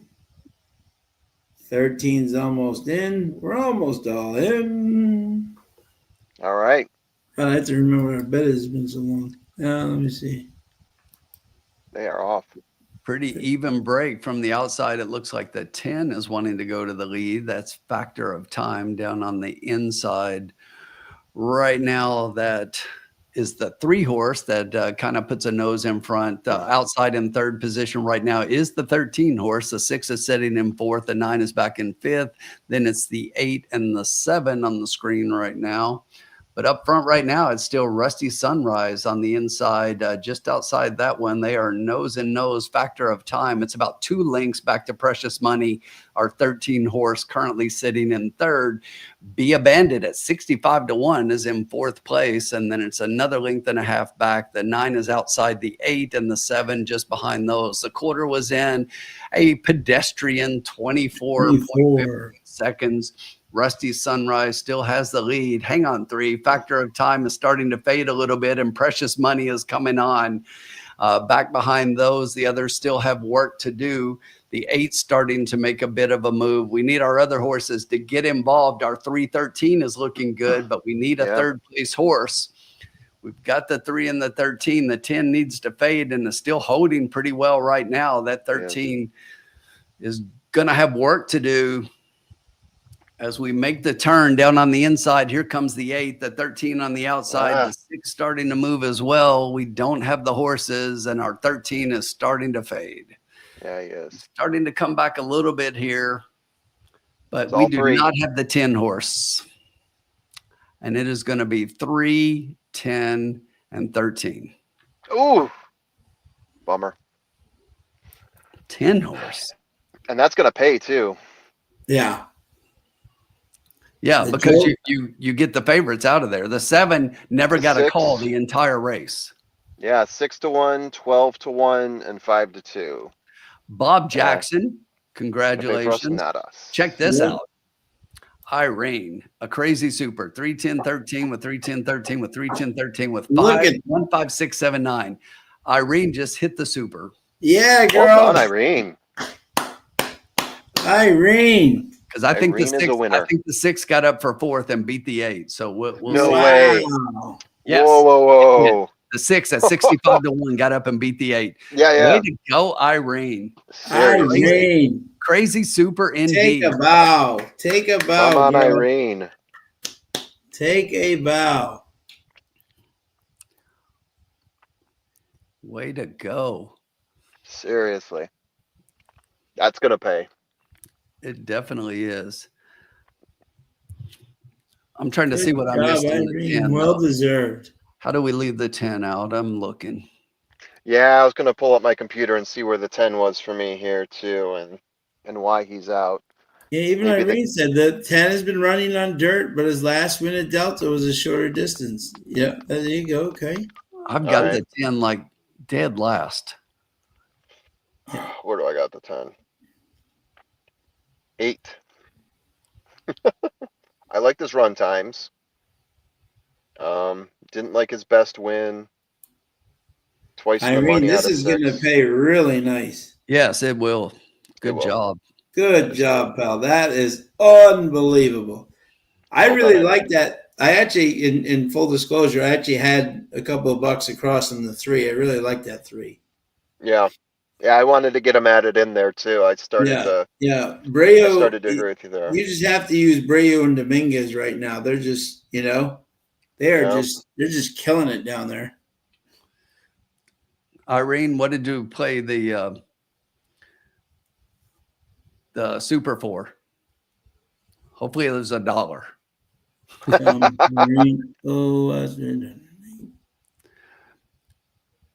So back to this really quickly. Ranjan was, I asked whether it was a sure shot or a sure shit. It was sure shit. Sure shit. Wow. That did not work out. It was definitely, Rick is right. It was definitely sure shit. Yeah. No, All the horses I felt good about. That 7 was nowhere to be seen. Nowhere to be No, seen. I mean, out of all the calls that we were talking about, all the horses, I don't think we even mentioned the 7. Yeah, the Delhome barn right now is they're just ice cold. Yep. We have an objection. Ooh. Who's the objection on? That's interesting. Let's on see. the 10 and the 6. I don't know.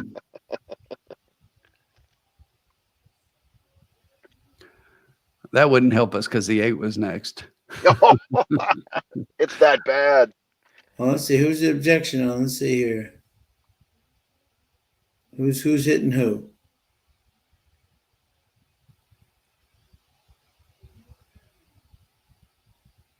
No, I'm not seeing anything yet. Who are we looking for here? Let's see here.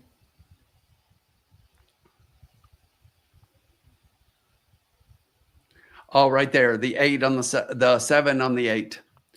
The 8 cut the 7 off. Oh, the 8 cut the 7 off. Okay. How dare he? Now we know why the 7 didn't factor. Okay, yeah. He completely took up. It looked like he almost clipped heels with the 8 here. Watch here coming up in a second. The 7's trying to go down inside and watch the 8 right here move over, and he's gonna move right in the way of the 7.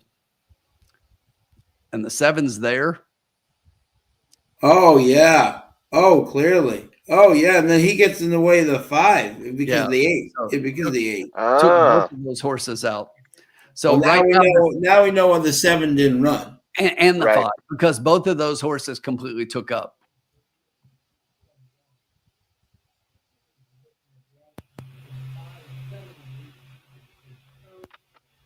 Yeah. So don't, Irene, relax, deep breaths. You're fine. It's not your 4.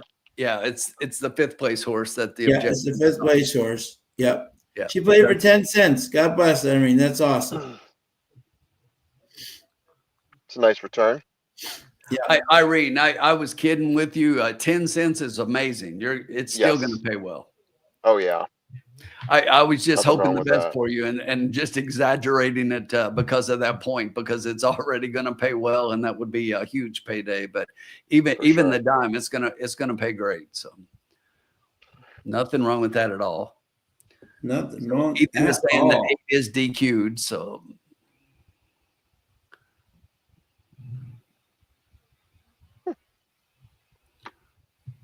very well done, Irene.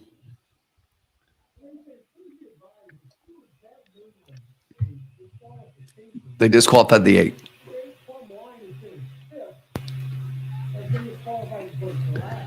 Finished 5th, disqualified, and placed last. Yeah. How dare he take out our horses? Well, it definitely impacted us because the 7 and the 8 completely, the jocks both sat back and their horses took up. And then if you look afterwards, they're barely not even engaged with their horses. So Yeah. So the 10-cent super pays $384.72. Way to go, Irene. Wow. Irene, take a bow, my friend. Seriously. 384.72. Irene is officially in business for the Oaks and the Derby. She's got her Derby money. Yes. She's covered. Well done, Irene. That is the play of the night. Yeah, Ethan, they did call it. They called. I was listening to Rob in the background. They did DQ that horse and finished 5th, but placed last. All right. Yeah. Wow. And Bob hit the exacta as well. Let's point that out. Decent. Good job, Bob. 63 to 1. Look at that, Bob. Fantastic, buddy. Nice job. Nice job. Fantastic, my friend. Well done. Well deserved. Kudos to you, sir. Irene bet it all on Rodriguez. I love it. Then you get it back. Yeah, then you get it back. Exactly. One for one. Then you don't lose. So we how do you miss that? Did you not catch our video to where we broke the news?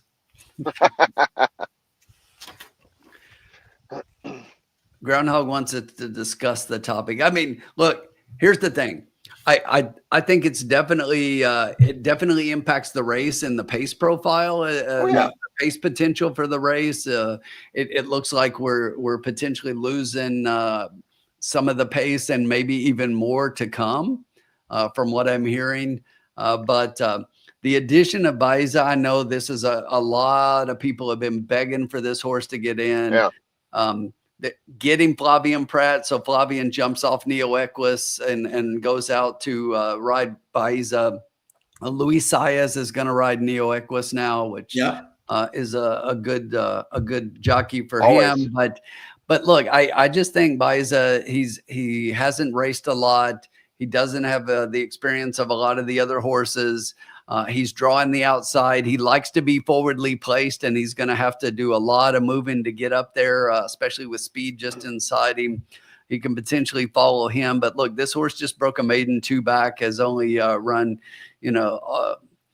once last year at the end of December. So he's very lightly raced coming into the race, and I think he just needs a little more. Hasn't run in a field.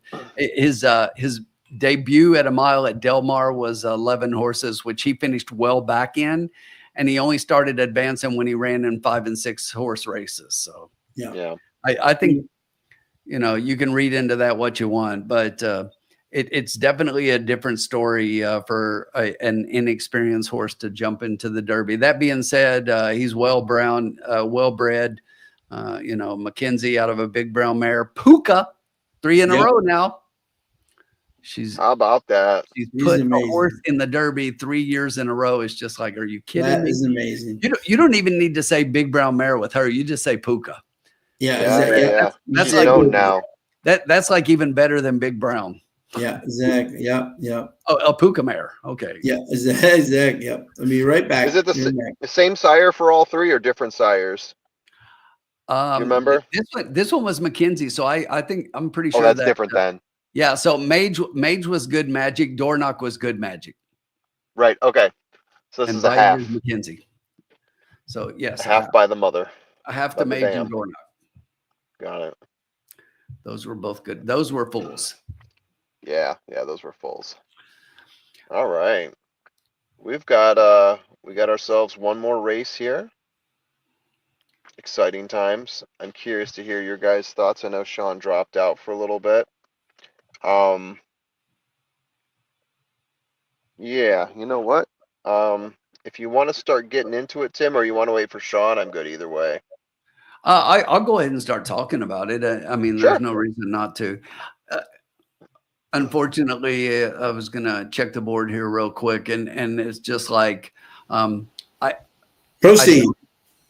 I don't understand that looking right off the bat, and it's early. This happens all the time here at Yeah. Evangeline. So I'm not going to worry about the early odds because I look up and the even money favorite right now is Mallory's Ocean, the 15-1 morning line, number 3 horse. It's like, what? Go figure. But Yeah.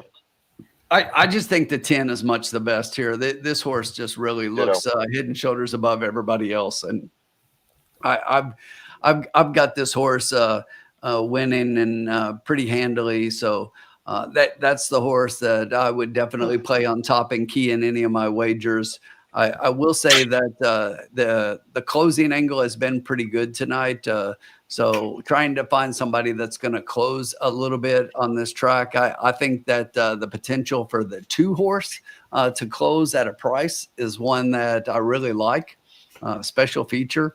If you look, this horse is coming second off a layoff, and in that last race was 7 furlongs, which is what we're running at, was well back, dead last by 13 lengths, and ended up finishing 4th in that race. So you could say passing tired horses at the end, but she did show some late interest in that race and move on and move forward a little bit. So now we come back second and should move forward off of that. This horse will be closing, so I think has a potential to be underneath. Won't compete with the 10 for the win. So Yeah. that one's definitely right there. And then it gets really chalky. Unfortunately, I would love to say I've got somebody else, but I'm going to go to the 8 horse. Don't Be Bossy. That's the one that I would have next.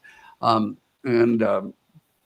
off a layoff. That last race did not do very well at all, but should move forward. This one's one. I like horses that are popular in a claim box, claim 2 times in a row here. So for the connections, first time with the trainer, they have a positive ROI of $4.72. So Okay. I always like positive ROIs on first time off the claim. And then if I added one more, I would give you the 1 off the layoff. And I like the 1 a little bit more than I like the 8 if the 1 wasn't coming off of a little bit of a layoff. It's only since February, but still the trainer doesn't do near as well off a layoff as the 8 does off the claim. So that's why I put the 8 ahead of the 1. Yeah. 75 days for the 1 since the last race. Yeah. So 10-2-8-1.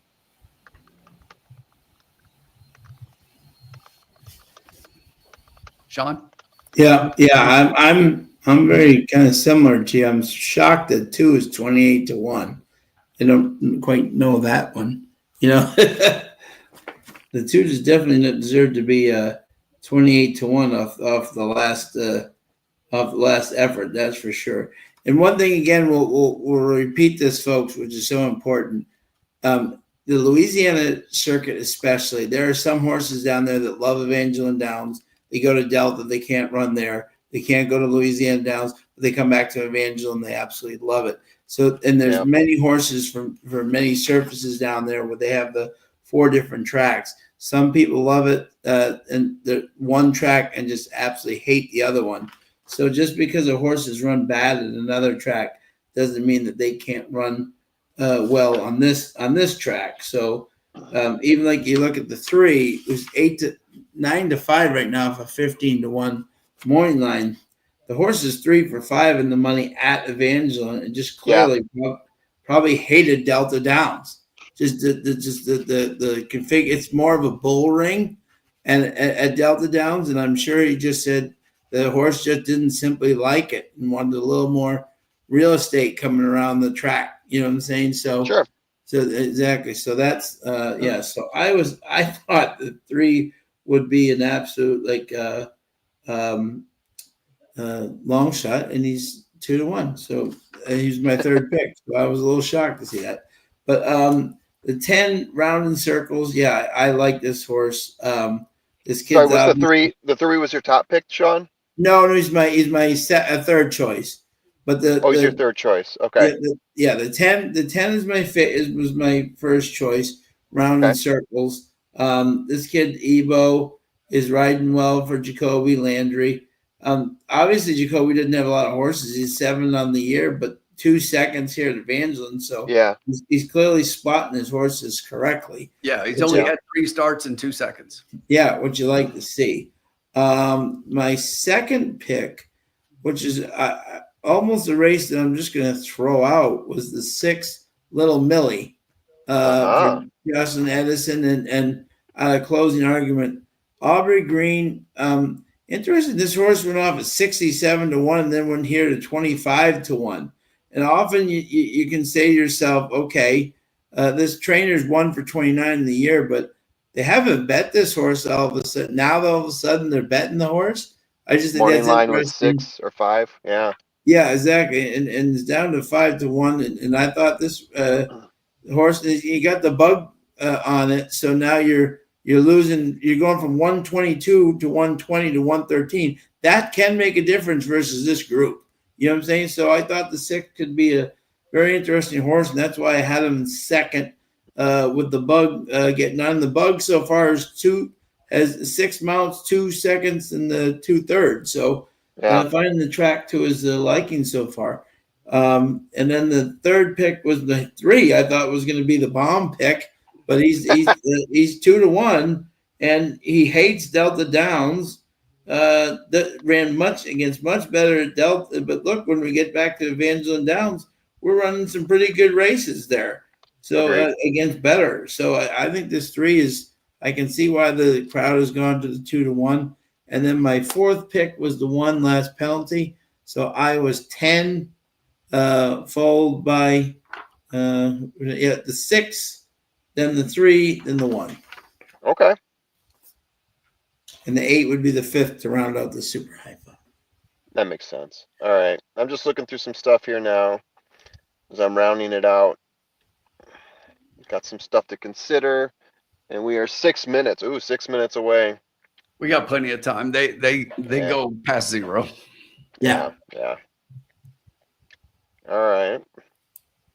I'm just checking out my options here. I like what Sean said. I think it makes a lot of sense, especially considering how these horses run at the track. So I'm looking through the past races today, and I'm seeing like, okay, how can I predict this based on what we've seen already?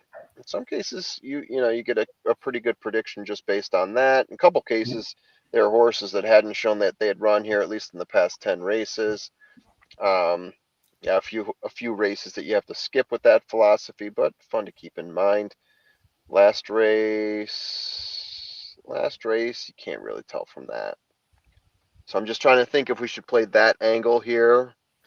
But a lot of the horses you guys said already sort of fall into that. My top 2 horses here, oh man. My top 2 horses here, so I'll start with my first horse with a bullet. It's the 10. We all said we love the 10. Speed figures for the distance, for the park itself. Got a nice little bit of a close there. There's not a whole lot of closers in here, not a whole lot of speed either. But again, the race times for this horse are the best. I've got his last races being the top. The intangibles I don't have as being very good for this horse, though. In terms of jockey trainer sire combo, I've got this horse pretty lowly rated. And he's been trying to break his maiden for a while now. Yeah. But having said that, we're coming down to a $10,000 maiden race, right? So we gotta look at what we got in front of us here. So he fits the bill there. And also one of the things I like to look at for maidens is Are they getting closer to the pace? This is the sorry, the only horse in the race that triggered that indicator for me, getting closer to the pace, which means he's starting to fall into place, finding his way into much better positions to actually close out and win. So I love the 10 here. My next horse up is the 1, and I thought it was going to be chalky at first. 4 minutes to go. We're 9-1 with that 1 horse right now, which I absolutely love. And then every other horse after that, I do have the 8 next and the 3 after that. The 3 floating back up to 5-2. The 8 is at 7-2. I'm not super thrilled with either of them. There's not another horse here that I could see popping out and winning. I think if we're going to look at who's best at the park, it's the 10, followed by 3-1-2. That might be the best way to go here, even though I hate keying the 10. The other thing I was thinking is just do a huge exacta box on 110 and see how that pays out. Hey, just a really quick note, looking at all the will pays. That's what I was going to look at now. Yeah, go ahead. So the pick 5 right now is pretty interesting because the 10 is covered at almost 20,000. Okay, so the pick 5 will pay almost 20,000 if the 10 wins. If you get the 1, 2, 6, or 8, it pays double that, 40,000. Yeah. Anybody else that pays 4 or 5, they're not covered. Okay. So 10, then 1, 2, 6, and 8. Yeah. So that kind of tells you a direction. And then when you look at the other wagers, you can in like the double and the pick 3, the 3 does factor in there underneath. But sure. the 10 across the board in the double, pick 3, pick 4, and the pick 5 is the lowest by far. Yeah. So I'm torn between dumping all in on a 10-1 exacta box and hoping that the 1 gets on top, but I think it pays out pretty good either way. Or doing something a little more intricate with trifecta keying on the 10 because we all agree the 10 is probably the most likely, and then seeing if we can catch a price in there as well with the 2 or something like that. What do you guys think? Why not both? Why not both? Why not both? Why not both? You got to remember. Let me just say this. Last week, I mean, we make the rules. I went $60 on the last race because it's like, and that's, that's what got us a $500 win. It's like, I don't expect to do 60, but it's like, we've got $116. Yeah. I'm just trying to think of where that other number comes from. How about this? How about we do like a $10 exacta box on 10-1 or $20 exacta box on 10-1 and just like place a big, huge monster bet, keep us like around that 100, even if we lose out. But if we win, we're probably going to double our money. So just so you know, right now, the lowest exacta is a 10-8. The 10-8 is the lowest, and the 10-1 is currently second. Okay, guys. I think I can chat this in, right? Yeah, you can go ahead and hit the button.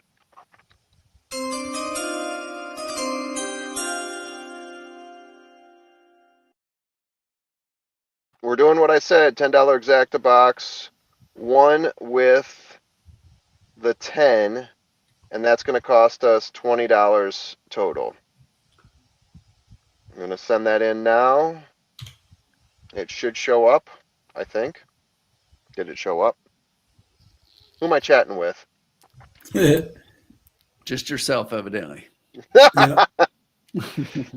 You guys might have to throw that in there because whatever I thought I was doing on my phone did not actually do anything for me. I got it. You got it. Thank you. Yeah. I probably just sent it to the 2 of you so we can think about it in secret. Yeah. Actually, you did. I see a private chat. Yeah. All right.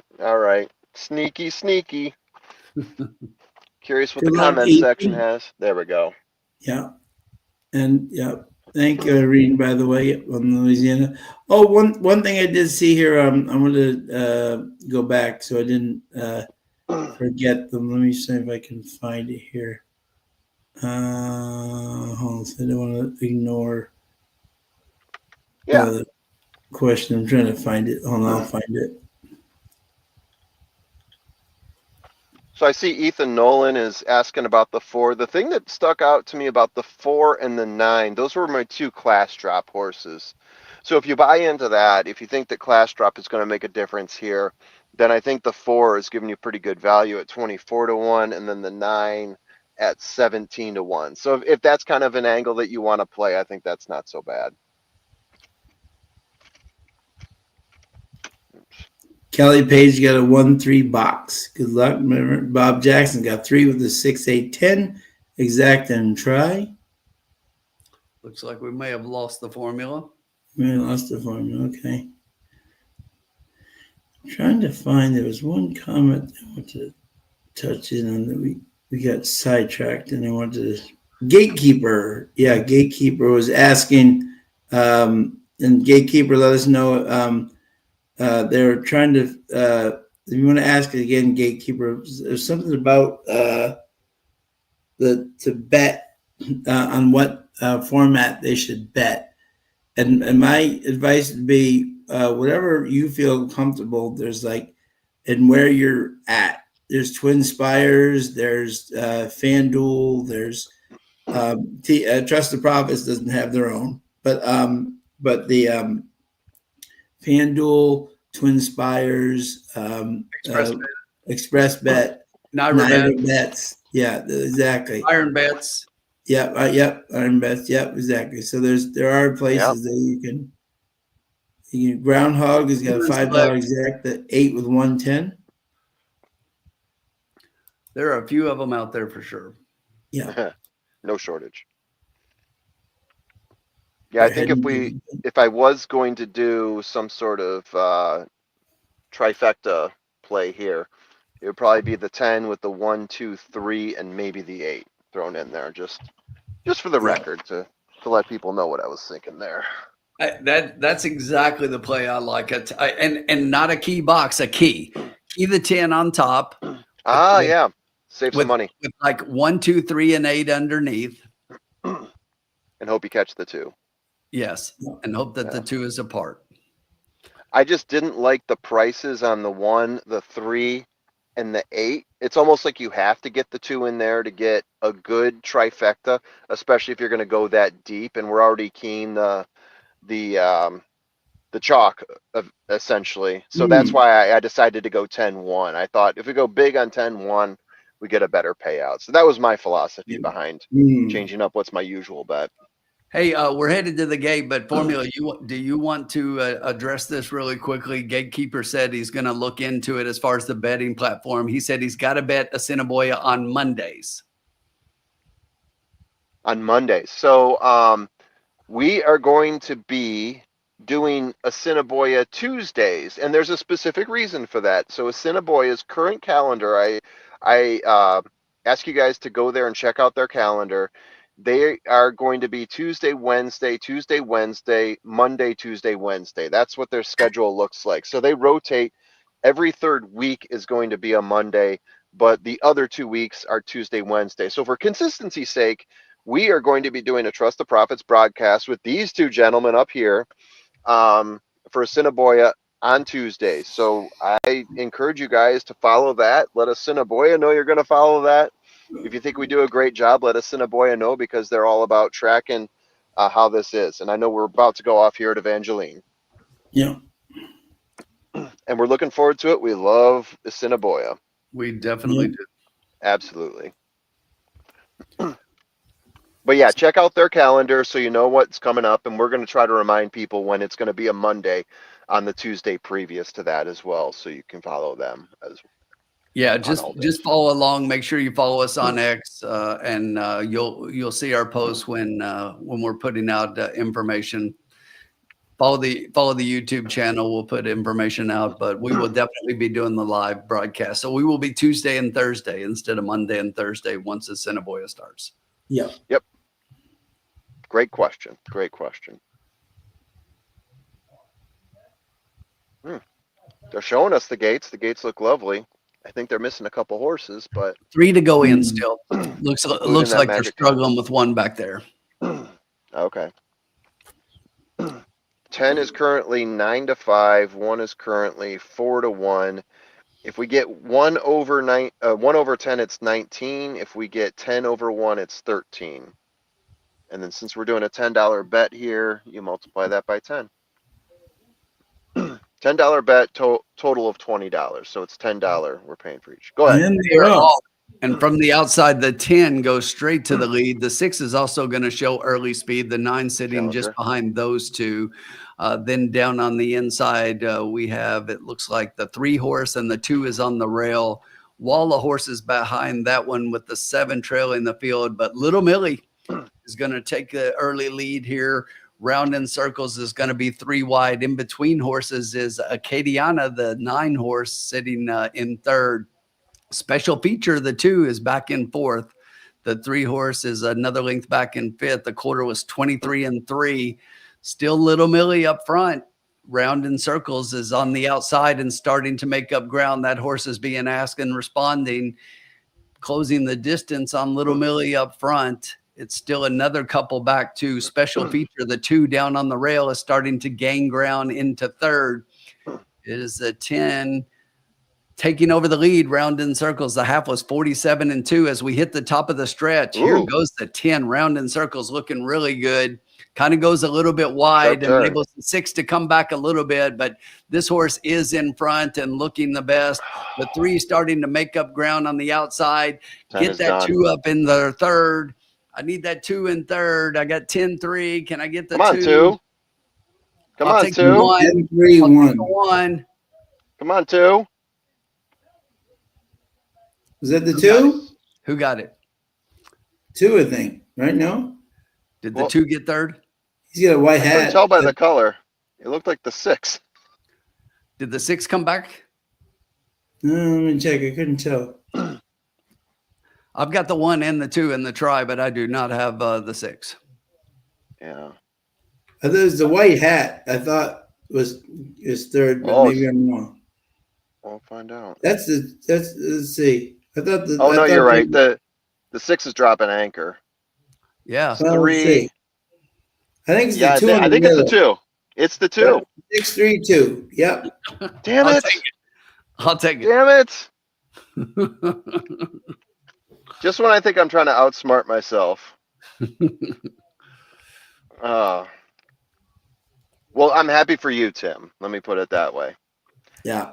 And that's exactly what I said we would do if we did a trifecta. Yeah. Exactly. And I you know, love when it. you I said love that, it. that's exactly what I did. And I just keyed the 10 on top of those horses that we liked. And it's just like, and I've got it for $2. So we'll take that. Yeah. And inside his head form is saying, "Stay back 1, stay back 1, stay back 1." I would have had the 1. I was okay with it. Yeah. It just paid better. Yeah. So 10 on top of 3. 10-3-2. Wow, And the 3 gets a little value with the 14-1. That was my second pick. Yeah, Mal thought the 14-1? 5G Okay. scratched tomorrow. Yeah. Yeah. So the exacta there pays 10. And then on a $1. So then you add a 14 to that. I wonder what that's going to pay for the try. It got locked in on my 1. Darn it. Oh, there we go. That was quick. They took no time with they that want at to go all. home too. It's like they are ready to go. So Exactly. Let me So see. the try pays $24.80 Okay. well, For 20 50 cents? yes, on 50 cents. exactly. Well done, Tim. Sorry, Great guys. job, Tim. I didn't give us a home run at the end. We talked through the right stuff, though. We were all locked in on the 10, the 3, the 2, the 10, and the 1. I said were the best for the course. The 1 didn't pan. Yeah, I really like that 3. I'm shocked that they found him very quickly. Yeah. And the 3 was racing like he belonged there. Yeah, and again, He did not race like 15 to 1, that's for sure. no, and also too, I think they bet the 15 to 1 again. That's just a case. This horse loves this track and doesn't like the other two. You Yeah. know, Oh, you're totally right. Yeah, that came out in my numbers too, that he looked better at the track than like a 15 to 1, right? He was showing Yeah. up Oh, as blue yeah. for me Because at the every time track. he ran here, he's run well. Yeah. So yeah. All right. But Well, thank you to everybody. thank you. 137 strong, even at the end. Gatekeeper, Kyle, Ethan, thank you so much for joining us. Join us anytime. Malathot, good luck this weekend, buddy. George Yeah. Peak, uh, Rick Johnson, Irene, great job on the super, my friend. Bob Yes. Jackson, as Well, always, thank you. Anybody, Colin Sheehan, good luck this weekend. Groundhog, always a pleasure, my friend. Kelly Page, thank you for joining us. Marv, everybody who's joined us tonight. And the grandma who gave $20 earlier, she is the best. Oh, Exactly. So, Grandma Horse Racing, love her. yeah, she's the best. So, She is. She is. so, folks, it's going to be a fun weekend. We got the Oaks tomorrow. We got the Derby on Saturday. Huge stuff coming up. So, good luck. And if you haven't watched our video, please do. It'll give you a little insight on all the field. We don't have our friend Baeza in there because he wasn't in the races at that time. But Yeah. Zach, any quick thoughts on the formula on the Baeza before we leave? Wow. I mean, you look at that race that he ran, and he was given journalism everything he had. I mean, we talked about Grande being green. I would say Baeza's a little bit green as well. Excited for the horse. I think that he's going to be drawing a pretty good number. I got to consider if I'm going to include him, because I was really going into this thinking, the horses have settled. That's it. But it's the Derby. You never know who gets Yeah, it. But in terms of an AE, this is one of the more considerable ones. I don't want to touch what I've got already because I liked it going in. But yeah, it's I got to take a look at Baeza. That's all there is to it. But we do yeah, have a lot of spotlights on pretty much every horse. I think we're only like 2 or 3 horses short at this point. Like Render Judgment, I don't think we have one for him. We don't have one for Baeza. Maybe Colin Sheehan will get on that tomorrow. We'll see, because I know he's been in love with Baeza since conception. Uh, yeah, yeah, yeah. but check out all the spotlights that we have, and we hope that they serve you guys well. Videos on a whole lot of horses, including all the Japanese runners. I tried to do my best to cobble as many of those together, because I know those aren't the races that a lot of us have seen. So I try to put them all together in a couple different videos here. So check out Admire Daytona and Luxor Cafe especially. Yep. So thank you, everybody. George Peak, congratulations getting your money back. Thanks for joining us, my friend. Yeah, my quick piece on Baeza. Love the horse. Don't like the 20. Think he's a bit too young to be in the 20. If he was in the 10, 8, 9, I like him. 20, Oh yeah, that's going to be an awful tough task, but he's a talented horse. yeah. So thank you to everybody. Have a great weekend, and we'll see you. Good luck with the Derby.